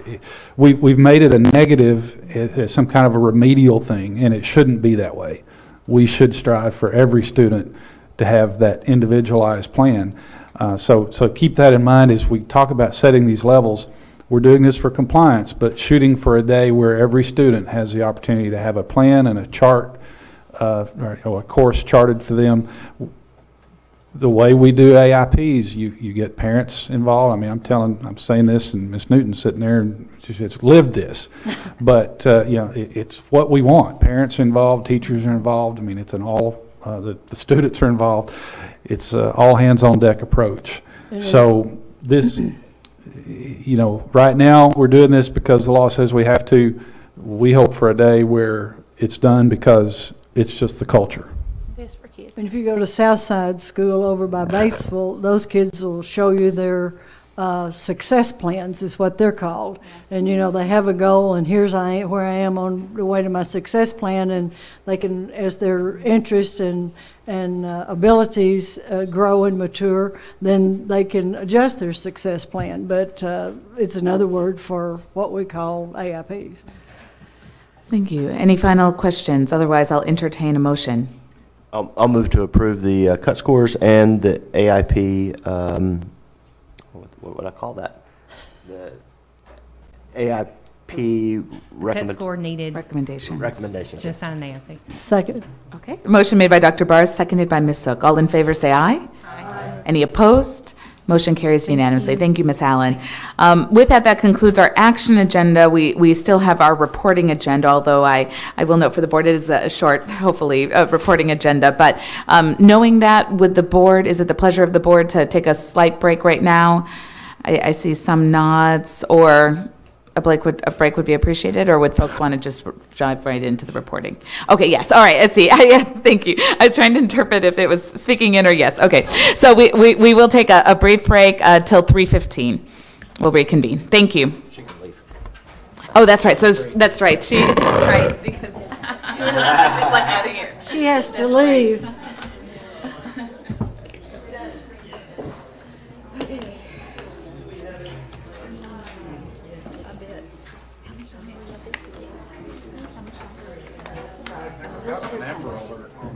I have, yeah, I have. That was Van Buren. Really? Wasn't it? I have. I've had. It might be the first in Arkansas, but I've gone in it before when I've like been in Washington D.C. or things like I've this. gotten What alerts. surprises me is it's in Van Buren, like that. It wasn't. Well, they I guess didn't they know must where have the done child might be.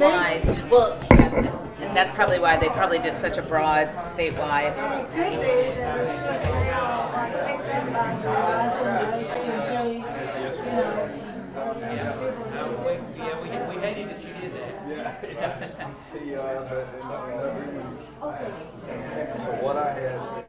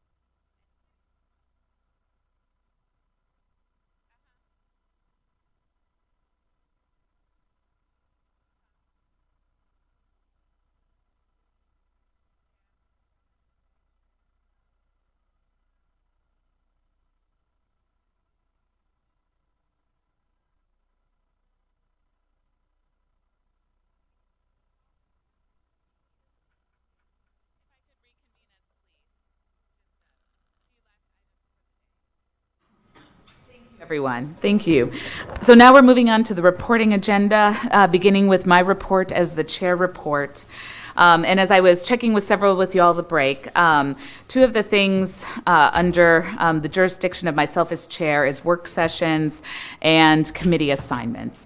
And so we did want to do a little bit of cleaning on the committee assignments, and then I did want to propose to you all as the board an addition of a new committee just related to the NASB stipend that we've received, just to kind of formalize the work there and offer the opportunity for more of you to be involved in the process.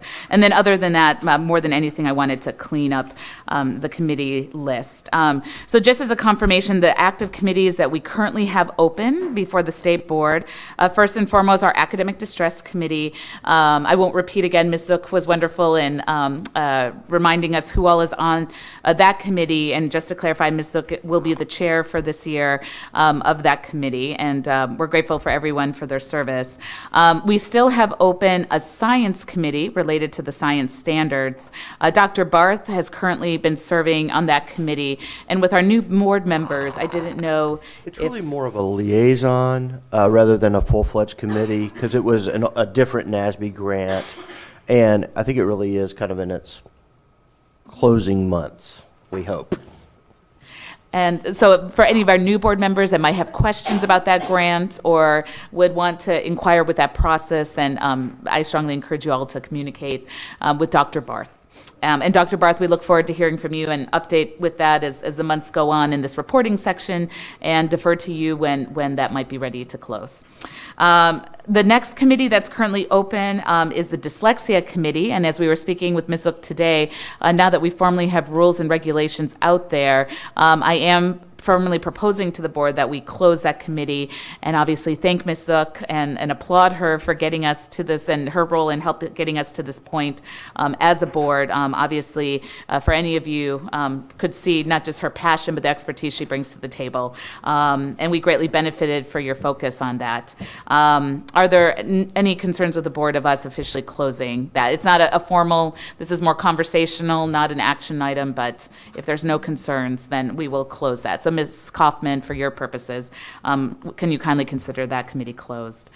Another committee that was open that I am going to propose closing was with English language learners that I was directing myself. That was during the point where there was a rollout of our new assessment for English as a second language, and obviously that has begun, and actually with quite a bit of success. I don't really see any need for a formal standalone committee with that, and so again, to Ms. Kaufman, just respectfully suggest, unless any board members wish to opine otherwise, just suggest that we close that committee. The next committee that is open is our Forward Committee, or again, it's been a liaison role, but as everyone hopefully is aware here, and definitely encouraged for our newest board members to become familiar with the Forward, with a capital AR for Arkansas, the Forward Initiative. Obviously, that was spearheaded in large part by this board, has been a partnership with this board and the Winthrop Rockefeller Foundation and Walton Family Foundation, as well as numerous stakeholders across the state to really work and get collaboration around a shared education vision. Dr. Barth has been our liaison with there, and I'm going to continue to propose that role and encourage Dr. Barth, if you could, especially with our newest board members, as opportunities present themselves for board members to engage in that initiative, whether it's meetings or in programs that they may have across the state. If you could kindly connect those opportunities, we would appreciate it. And I think we do have a work session on Forward in the works, Yep. right? And you're anticipating where I'm going, yes. And then I do want to propose, though, for the board, the addition of a new committee, and this will be the one and only committee that at this time I am proposing that we create. And as everyone knows, we did receive a grant from NASB, the National Association of State Boards of Education, to work on deeper learning and most importantly, coherence amongst all three departments of education conversation around the idea of deeper learning. And I think, as we even saw today with conversations between ADE and ACE, that this is a very ongoing and present effort. And my proposal in the creation of a committee around this, one is to facilitate the work with NASB, but then more importantly, for us to support you, Commissioner, and know that you are supported by this board in collaboration, communication with the various departments. And so with that, I actually asked Susan during the break if she would be willing to serve with me on that committee. I would call it, just to be aligned with the NASB's title, the Deeper Learning Committee, unless there's anyone is better at branding than me. I'm sure there are folks, but if folks have another idea, otherwise this would be our Deeper Learning Committee. And for the moment, it would be open just for, I think, the tenure of this year and the grant, or at least until time the grant is done. And then we can make a decision at that time if there's still some need at it. And Susan was very gracious in saying yes. And I did want to open it up if there were other board members that wanted to join us in this effort. We've started the conversation. Deb has joined me in the initial, literally it was 2 conference calls just to get some research going. But now we really are at a place where we'd like to bring more folks into this process. And so for now, for the record, we'll show Susan, and if any other board members decide that they have an interest, please feel free to communicate with me. Wonderful. Thank you. And then in terms of work sessions, as a reminder to everybody, we are, and this has been said numerous times now, but our next work session in August is around Act 1240s. And as I was sharing with Susan right now during our break, and something as well that I referenced at the time of our action agenda, it is my hope with this conversation that beyond just 1240s, we are looking more macro at 1240s, conversion charters, schools of innovation, to kind of take that reflection, right, of all 3 of these, and even open enrollment charters, and just have sort of a conversation of the system as a whole. And are there things that we could lift up to the legislature? Are there things we can even do, right, in the application process? And even just identifying some realities. I think yesterday it was said several times, we would do more if we had more staff. And I think we do have to have a conversation around the charter school team, and us not trying to create more burden on any individual or group of individuals, but to do justice to what has been sort of a changing landscape there. And so I do want to express that is my hope, even though we've said we're going to address 1240s, that we can have a broader conversation in August. And I think it'll be excellent timing with our new board members to be able to contribute to that conversation. In the month of September, we have designated to look at the Forward Initiative, and I'm going to add as well with that the NASB, this Deeper Learning Stipend as well. They are interconnected, and this is how we relate with the whole state, but then also how we're relating with different education agencies. And so our hope is to have speakers for that September meeting that are both from Forward, and then we have a consultant working with us in NASB, Francis Eberly, who we're trying to facilitate his travel at that time. And then for the months of October and November, I've planted the seed already with Ms. Kaufman. My hope that we could talk about ESSA in both of those work sessions as our schedule permits. Obviously, this is something that falls largely on the states, interconnects with the whole conversations around coherence and deeper learning and our systems. And so it just feels like the timing is right, knowing that you all as a department commissioner are working toward a December timeline of trying to put together a plan around ESSA. And so for ways for us to understand your conversations, but again, also see how we can be helpful or help inform those conversations as well. And so knowing that, I would say, tradition is, and I'd like to maintain tradition here. If my colleagues on the board have other issues that they would like to see and evolve some work sessions around, I invite your feedback. And no, it probably wouldn't be until 2017 where we would line those up. I think we have a pretty full agenda right now that gets us through the fall. Just to be realistic and knowing there may be other days like this where we can't fit in a work session because our action agenda is so full. So I think realistically, that would be a goal for this fall. And then beyond that, I welcome that input from you all as my colleagues in regards to how we approach 2017, January through June. Questions or feedback? Yes, Dr. Barth. Oh, sorry, or Commissioner. I just think that, the conversation we had earlier today about teacher pipeline issues, which obviously in Title II, I guess, of ESSA is a piece, but feels like that's just a monster issue that we have to begin to think strategically about as a board. And could we start that as part of these ESSA conversations? That might be the point of entry, but it may be worth its own work session, because I think there's some specific Arkansas things that are not federal in nature, but we just got to really think through. And other states obviously are doing work in this area, have similar crises, so we need to maybe do some lessons learned from other states around the country. Thank you. Yes, Commissioner. Just on ESSA, we're looking at a 9 to 11, somewhere in that neighborhood, member steering group, and would like to have a member of this board on that group, just as a liaison and ongoing involvement other than a work session. And given Ms. Newton's involvement, we thought we might draft her if she was willing and the board was so inclined to do that. But that's a request that we have talked about internally, to ask you all if someone could be appointed to be on that group. Thank you, Commissioner, and thank you for that opening. And if we could be made aware of when those meetings are, so if some other board members might be able to observe, not limiting Ms. Newton's role in any way as liaison, but given the importance of that conversation. They will be public meetings, That would be great. public and announced in advance and all, so absolutely. Wonderful, wonderful.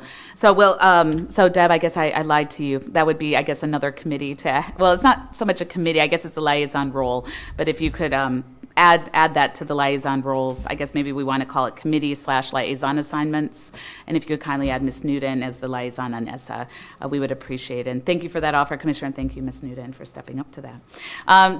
Any other comments, questions? Otherwise, I would obviously want to defer to my colleagues. This is also the space where you all, if you have things to present and share with the board, I welcome it. I know we just had our NASB regional meeting. I don't know if you wanted to offer an update on that, Dr. Barth. Yeah, so the NASB regional meeting, which was late in June, we had 6 states represented, mostly middle part of the country, and it was not a huge group, but it was a good opportunity for folks from different states to bond.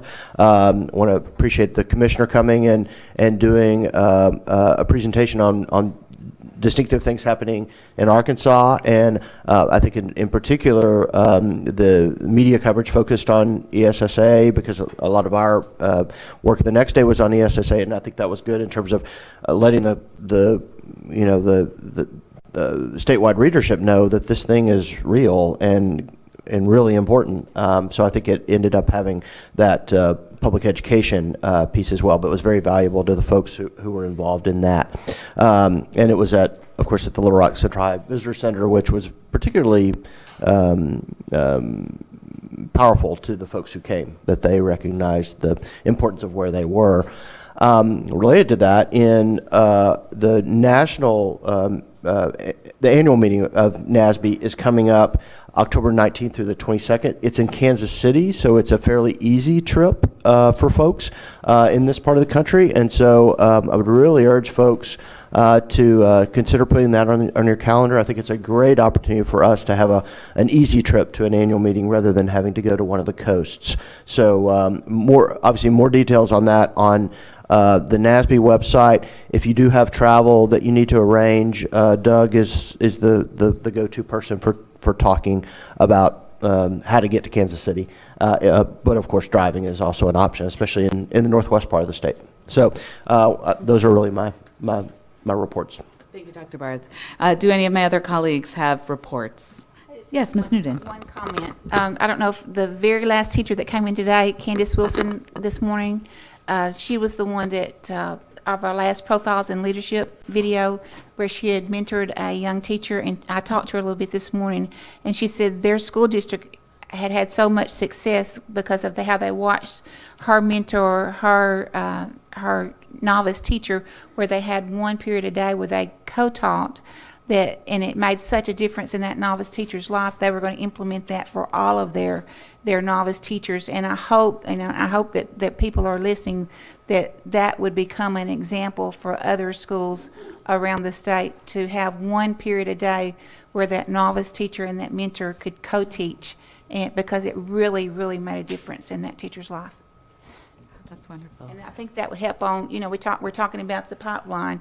We're losing so many of those young teachers. This might be a way to cut down a little bit on losing some of those first-year teachers. Oh, thank you, Ms. Noon. That's wonderful. Anything else from my colleagues? Otherwise, we'll move on to report. Item 2, Commissioner. I have 3 items that one I've already mentioned, the ESSA steering group. So I have 2 left. And the first, Katrina Kraft is here. Yesterday, we sent out a press release, and the R&T team has been working very hard. And as you know, data privacy is of huge concern in our nation, in our world today. We felt like we already had very strong data privacy safeguards in place, but our team continues to not rest, and they keep looking to see how we can get better. And so Ms. Kraft is here to give us a presentation on their latest initiatives. Thank you all. So I cannot take responsibility for this work. I do work in research and technology. I'm the Grants and Special Projects Coordinator. But I want to highlight the great things that have been done by our Data Privacy Office. So the press release that you all, typically I'm loud enough. So the press release went out yesterday, and a commissioner's memo to address the new data privacy website that was rolled out as a part of the ADE website. This is just one part of the work that's been accomplished. There have been some incident protocols that have been developed, and also an internal training module. So kind of just the main objectives behind this work has been to be proactive. Of course, we want to get in front of anything that may occur, make sure that the agency is prepared in event of a data breach or an incident. Also to increase transparency. So we want not only our stakeholders externally, but internally to know what data we do collect and why we collect it. And then we want to become a great resource for our districts. We offer tons of professional development, but data privacy is an area where we're wanting to improve that. So this website provides some resources that are available, but also we will be offering our internal training module to the school districts if they choose to use it. So just a little bit about the data privacy security protocols that have been developed internally. It's an agency-wide procedure. It's kind of like a chain of custody. So if a breach occurs, this is who is responsible for each level of validation throughout that process. It is developed in accordance with the guidance that has been pushed out by the U.S. Department of Education, their PTAC, or their Privacy Technical Assistance Center. We did vet it through other state agencies to see if there were any lessons learned or best practices. Each division has assigned a data breach manager, so a point of contact and escalation within those divisions. And then the annual training. So this will be required for all of our employees throughout the agency.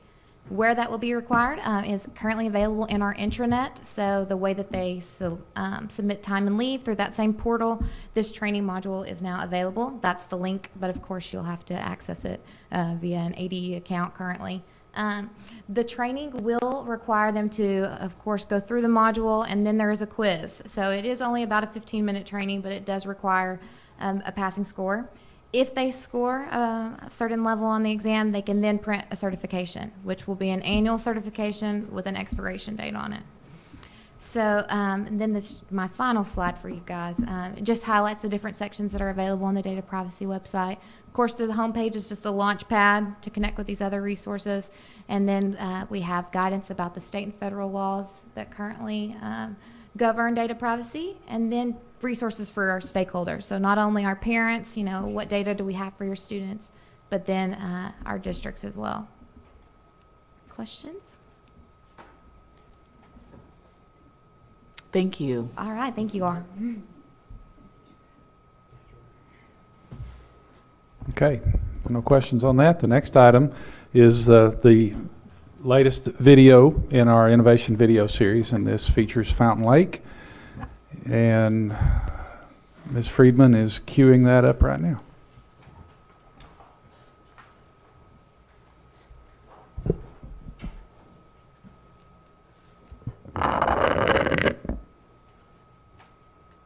These students at Fountain Lake Charter High School will face futures filled with opportunities and challenges after high school graduation.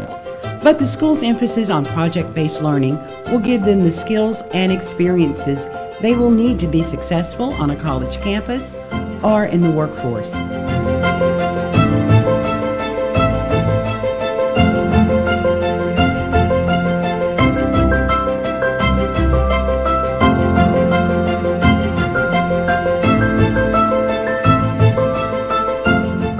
It's been exciting to see the transition at our school and see our students engaged and see their excitement about coming to school and focusing on learning.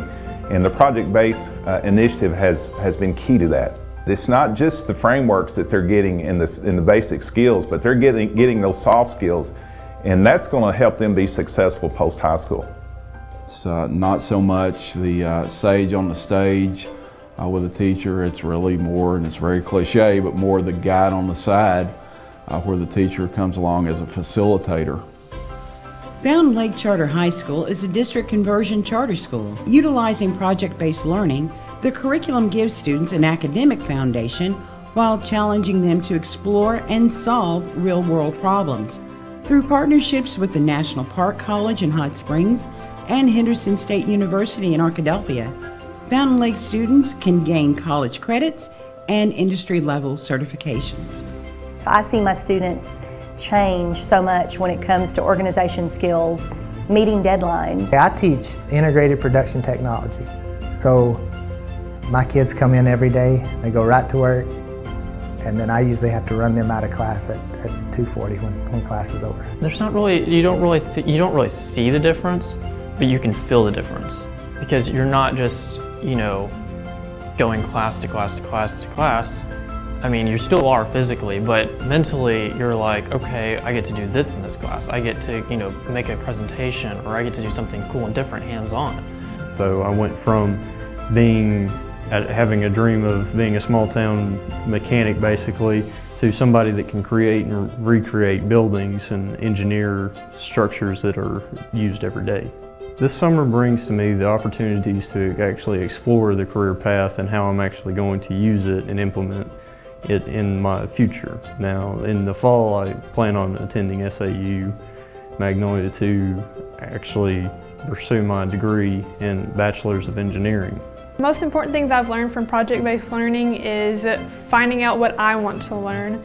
Because your teacher will give you something that you can learn, but then once I get into a project, I find things I want to know. So I'll do more research, or I'll learn more things that'll help me broaden my outlook on something. My favorite project I've done through project-based learning is building that hydroponic system. I'm actually still working on it now, and I started it in February. So it's been a long project, but I really enjoyed it. Hydroponics is using just water to grow plants, so I've built like a whole hydroponic system out of resources we have at school, and then I keep it in our local greenhouse. Through project-based learning, we've done lots of presentations. Like, that's mainly what we've been working on, is developing our presentation skills. And so the beginning of 9th grade to now has changed a lot for what I can do. I've gained social and communication skills through these presentations that I've given. Everything we do is to help our kids achieve. We want our kids walking out of here with confidence. We want them walking out of here with industry certifications, with college credits. That's what I've loved about our relationship with Fountain Lake High School, is that because of their new charter, because of the flexibility that it's allowed, we've actually been able to double the students that are coming to the Technical Center, and so that's that many more students that are now able to come into our programs and get credentials. Eventually everyone is expected to go to work, and so what we want to do is work with the schools and have our college faculty involved with the schools so that students are prepared to make a living and make a life.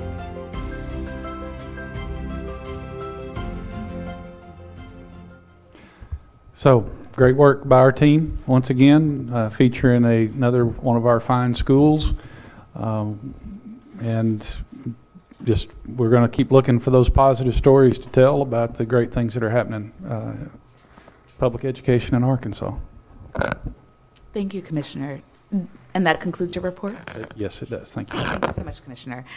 So moving on to reporting item 3, Learning Services Report.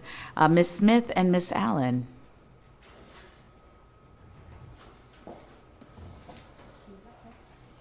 You're back. Almost done, guys. Hey, look, Dr. Hill, I'm still thinking about you. Okay. That's our own little joke right there. Hope's going to take this time, but I just could not pass this opportunity up to say that we have an amazing director of assessment.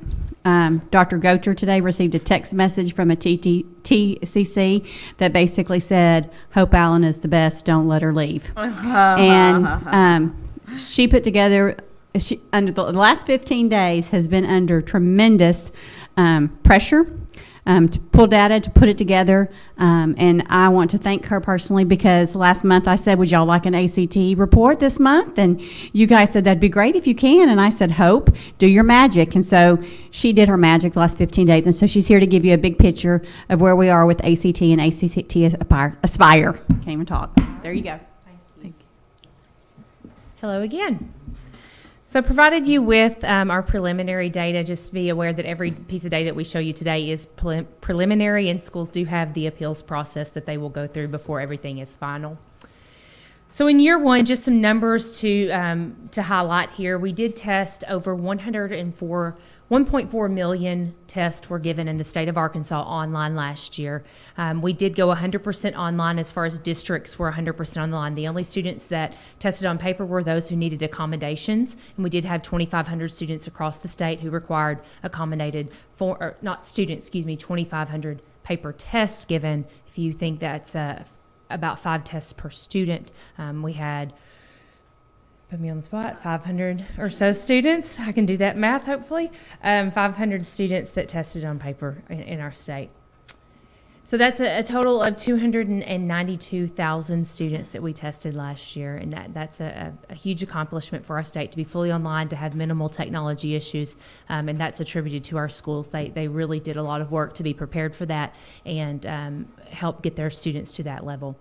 What we're continuing to push now is that technology, now that it's in place, that it's used for educational purposes, that we've reduced testing time to 4 hours per student. So that means you have many more hours that you can use the technology for educational purposes in classrooms, and we're putting that message out there. We did see minimal technology issues across the state. Where we did see issues, they were resolved quickly by the efforts of DIS, mostly is who I can attribute that to, and Pearson brought a team into the state to help us. My office helped some where we could, but those are our experts that really helped to get into schools and resolve those issues quickly. We did have concerns from districts about the time. I showed you last month the increases in times. The one area where we really have concerns is writing, and they did not increase the time in writing. So we will continue to ask for that increase in time. 30 minutes seems a bit rushed, and our scores do seem a bit low compared to what we think the rigor is going on in classrooms. So we will continue to ask for that in the next year. So you saw this previous giving you the high-level overview of the state. And I have kind of a preliminary breakdown of each subject that we'll get to in just a minute. You can initially see writing is low across the state, and there are some reasons that could be attributed to that. And then the good news here is that math was our second highest subject, which is a fabulous news to see that we're making gains in math, and I'm interested to watch those trends over the year. I've given you several charts. I'm not going to go through every single chart, but just to highlight what you're seeing here. You've got each subject, and then each colored bar represents the 4 performance levels that we just spoke about. So the bottom 2 are your lowest performing. That would be your in needs of support at the very bottom, then close, then ready, and exceeding at the top. So you can see as you go through those, the different colors and how they change. You can see we have a lot of students in ready and exceeding for English, and that changes drastically when you get into the other subjects. So I'm going to go through those. The one thing to point out about the ELA score, we are going to use the ELA score for AIPs like we just discussed, but one thing that we're going to try to message to schools is to be very careful in that there may be some students that need remediation in writing or that need help in reading specifically that's masked in that ELA score because their English score was so high. So we will be helping schools to make sure that they do take a look, that the baseline is to look at that ELA score, but there may be students who have hit that ELA ready, but they still need help in reading, writing, or even English, depending on the particular student. So I'm going to walk you through some preliminary findings. First of all, in grades 3 through 8, we did score above the national average in all subjects except for 4, 5, and 8 in writing, and 4 and 8 in English, and that's notable for our state. I do want to take just a moment to talk to you about the national average. The way that ACT established the national average is they had a group of students who took the assessment in 2015. Students in that group were represented from across the states. Arkansas did have students represented in that group. So when they talk of national average, or there's any reference to national average, that's the group that we're talking about, is how that group performed, that 2015 group. They will reestablish that national average. I believe it's every 2, it may be 3 years. But I did provide for you, attached to your agenda, a document that walks through that process and that norming group and how it was established and who was a part of that group, if you're interested in looking at that. We did see in grades 9 through 10 that we were scoring below the national average everywhere except for writing, which is very interesting, that in 3 through 8 we were below the national average in writing, but then in 9 and 10 we jumped significantly higher. So if we look at curriculum in 9th and 10th grade, how is that differently? I think that's a good indication that we are writing at a high level in the high school, which is good. That's preparing our students to leave high school and be able to write.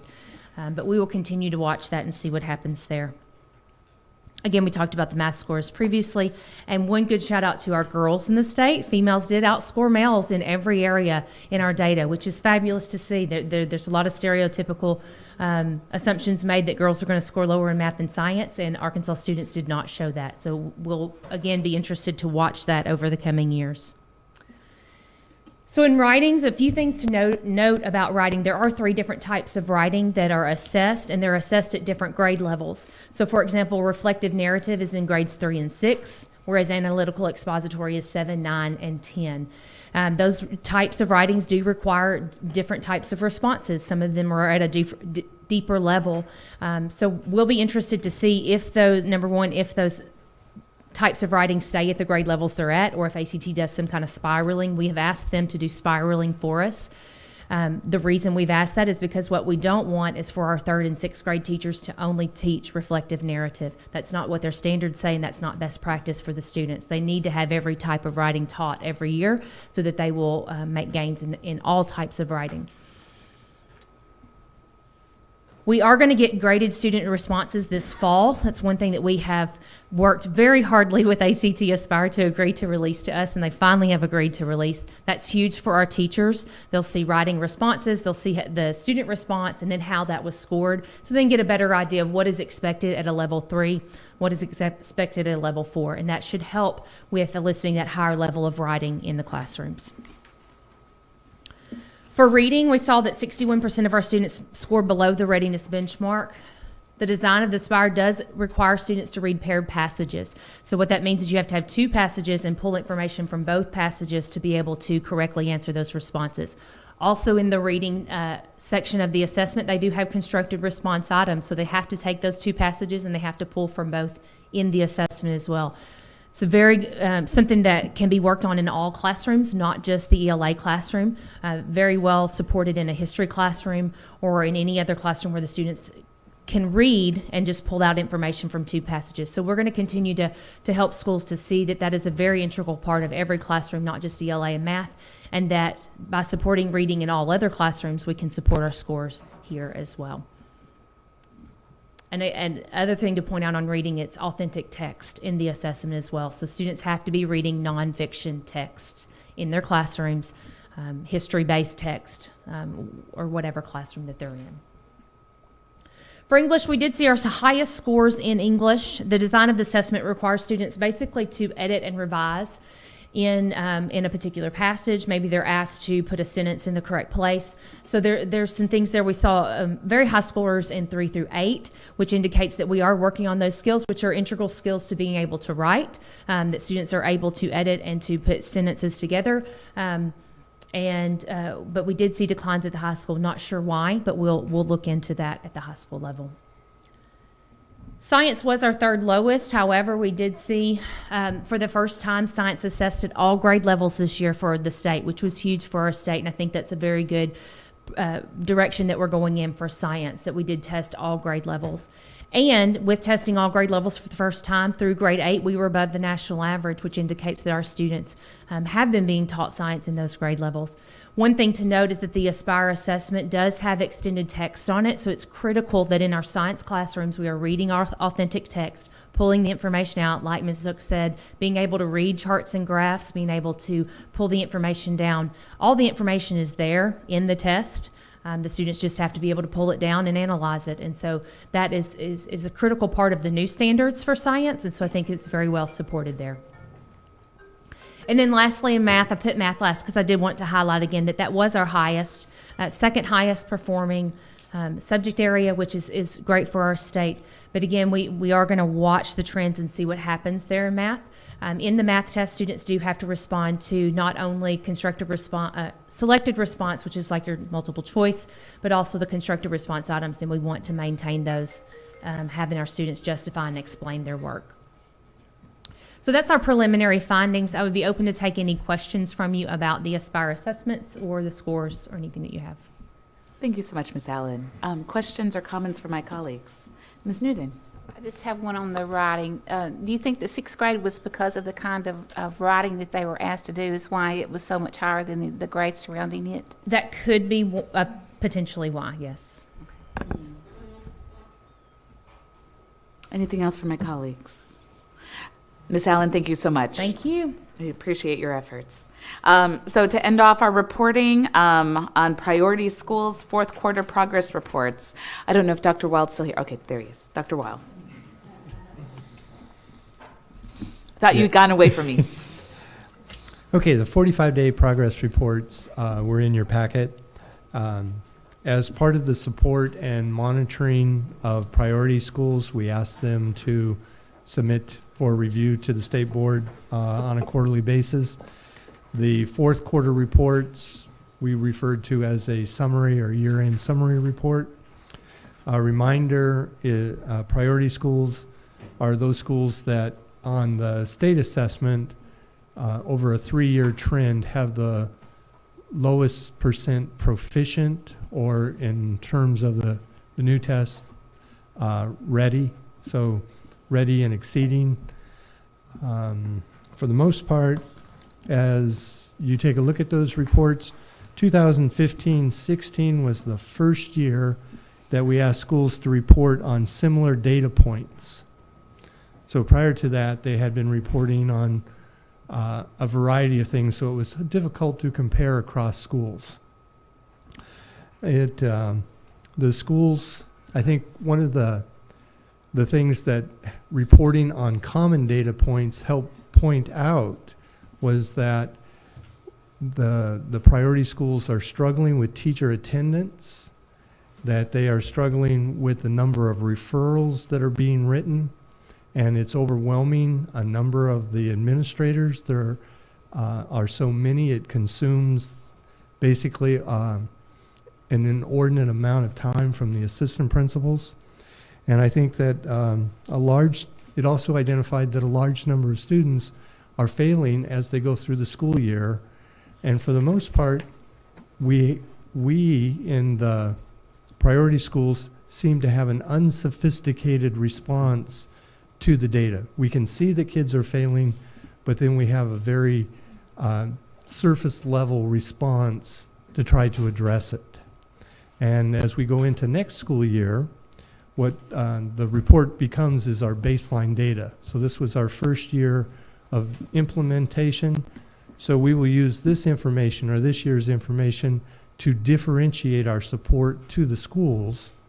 And we will also then assist them in trying to come with more sophisticated responses to their own data. And that also permits us to individualize for each of the schools. So if there are no questions, then we could be done. I don't think you're going to get off that lucky. I see a lot of my colleagues grabbing for mics. Sorry, Dr. Wild. And I saw Ms. Chambers first, so. You said that beautifully. And this is just a reference. Stacy, could you please tell Hope how much we appreciated her update? I think we were all just sitting here absorbing, and then she ran out, and that was such a good update. So I just felt like we missed her on some level. Your term sophisticated, I think, is interesting. If you were to break that down in terms of the degree of sophistication you'd like to see either in the insight gained from the data and or the reaction or response to it, could you elaborate on that just a little bit? To give you an example, in the sense that we collect data on the students that failed or got a D in a particular quarter in a math subject area. And so what did you do the next quarter? And what they will say is, well, we have after-school program. Okay, but they're not tracking to see if the students are going to the after-school program, and they're not checking to see if math is the emphasis of the after-school program. So in truth, what you would be doing is you would say, here are the students that are failing or received a D, and here is the supplemental tutoring we're providing specific to those students. Thank you. Thank you so much. Ms. Zook. This morning, as I was talking to the group that gathered the newly National Board of Certified Teachers, one of the things, because I guess some of them must watch live stream, they know that this teacher absenteeism is of great concern to me, because often there's a direct correlation between that and the D's and F's you see for each quarter.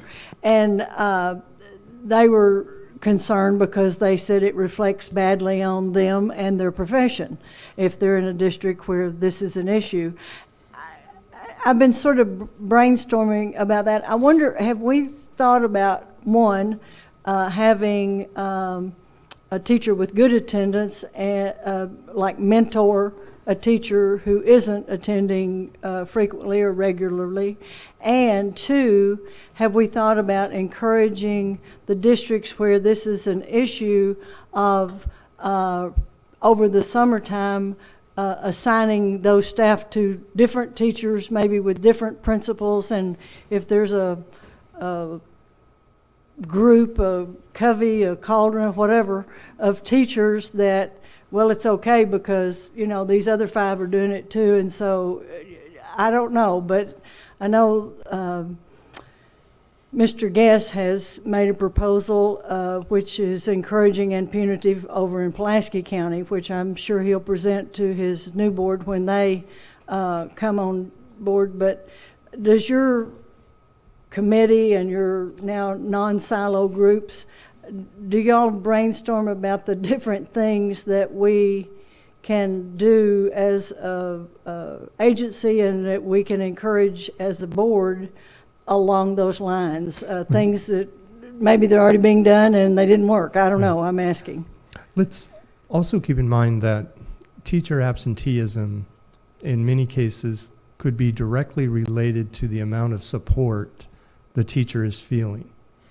And so one of the differences in our reporting for next year is we're actually going to be asking the schools to survey the teachers related to the level of support that they feel, and then reporting out on that each quarter. And then trying to include that in the sense of, what are we doing for those teachers that don't feel supported? Because if you don't feel support, then for the most part, you're not vested because you don't feel like people are vested in you. And so we're also studying from the national level, because it's not just an Arkansas and not just a priority school issue, this is a national issue. And to some degree, the responses are just beginning to come out in the sense of incentivizing, as well as in the sense of if we give 10 sick days, are they annual leave days? Or are they really for days that you need to take off? And so we've got to rethink some of the language that we've used with missing days. And it's just beginning. So nationally, this is just beginning to be a research topic. I guess if we could get them to look at sick days like I look at my car insurance, I'm going to have it, but I'm hoping I don't have to use it. And if we could get them to think in terms of that as opposed to, oh, here's so many days I can miss. The other piece that came out of this was also looking at the number of days that a teacher is out of the classroom, but for professional development or for other school activities. And I sort of wish there was a different way we could report when they miss versus when we pull them out. Right, and that, again, is one of the modifications we're making to our reporting forms. Okay, well, thank you for that. Thank you. Any final questions or comments from the board? Then thank you, Dr. Wiles. Now, before we adjourn today, we do have individuals signed up for public comment who have been here the entirety of the day since 8 a.m. this morning. And traditionally, we have given them this space. I appreciate profusely the commissioner and Ms. Freno from verifying our procedures on this because we have done this differently in different years. But according to our own rules and regulations, anyone wishing to address the board who's not on the agenda can be allowed to do so upon a majority vote of the board members present. The individuals would be limited to 3 minutes each, but it would give them an opportunity to present. So I would appreciate a motion from the board to hear public comments. A second. Okay. Motion made by Ms. Chambers, seconded by Ms. Zook. All in favor, say aye. Aye. Okay. Any against? All right. Then hearing that motion, the first individual signed up for public comment, Mr. Lucas Siegel.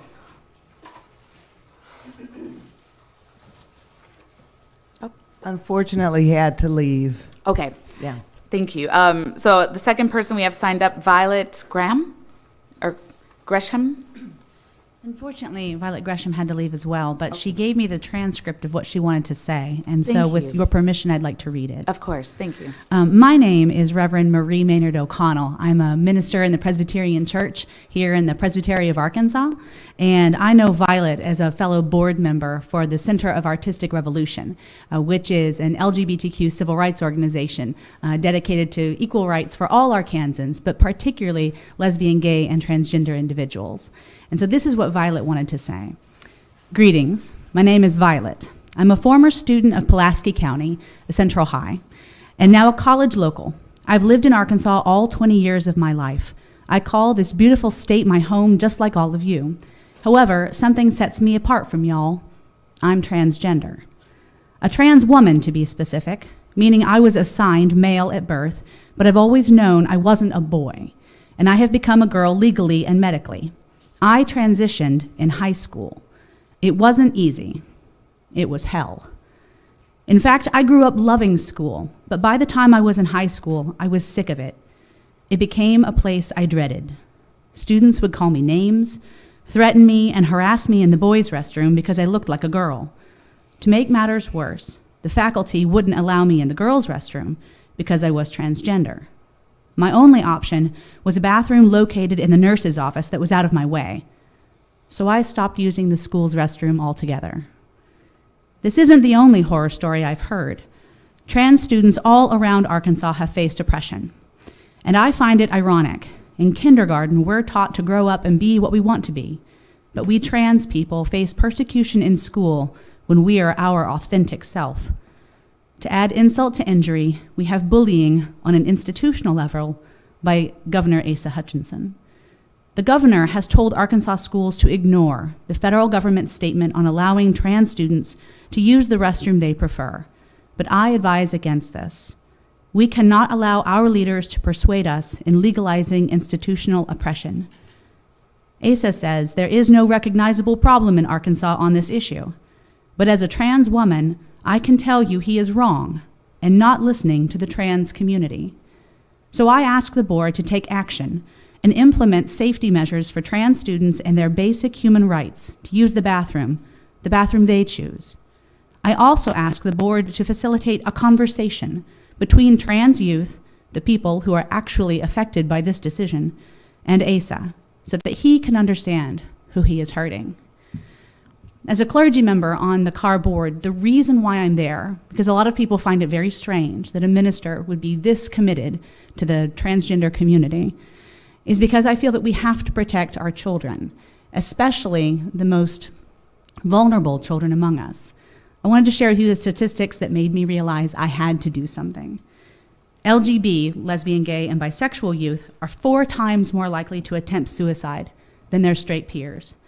And it's worse if they're transgender. Nearly half of transgender people consider suicide. and a quarter of transgender people report an uncompleted attempt at suicide. And then for each episode of LGBT victimization, such as physical harassment or verbal harassment or abuse, for each instance, it increases the likelihood of self-harm by 2.5 times. That's each episode.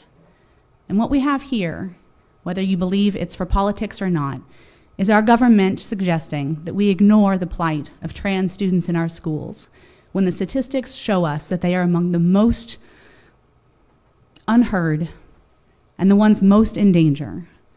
And in fact, I think it's a terrible irony that procedure and time has once again silenced their voices, and the only way for Violet to be heard today was through mine.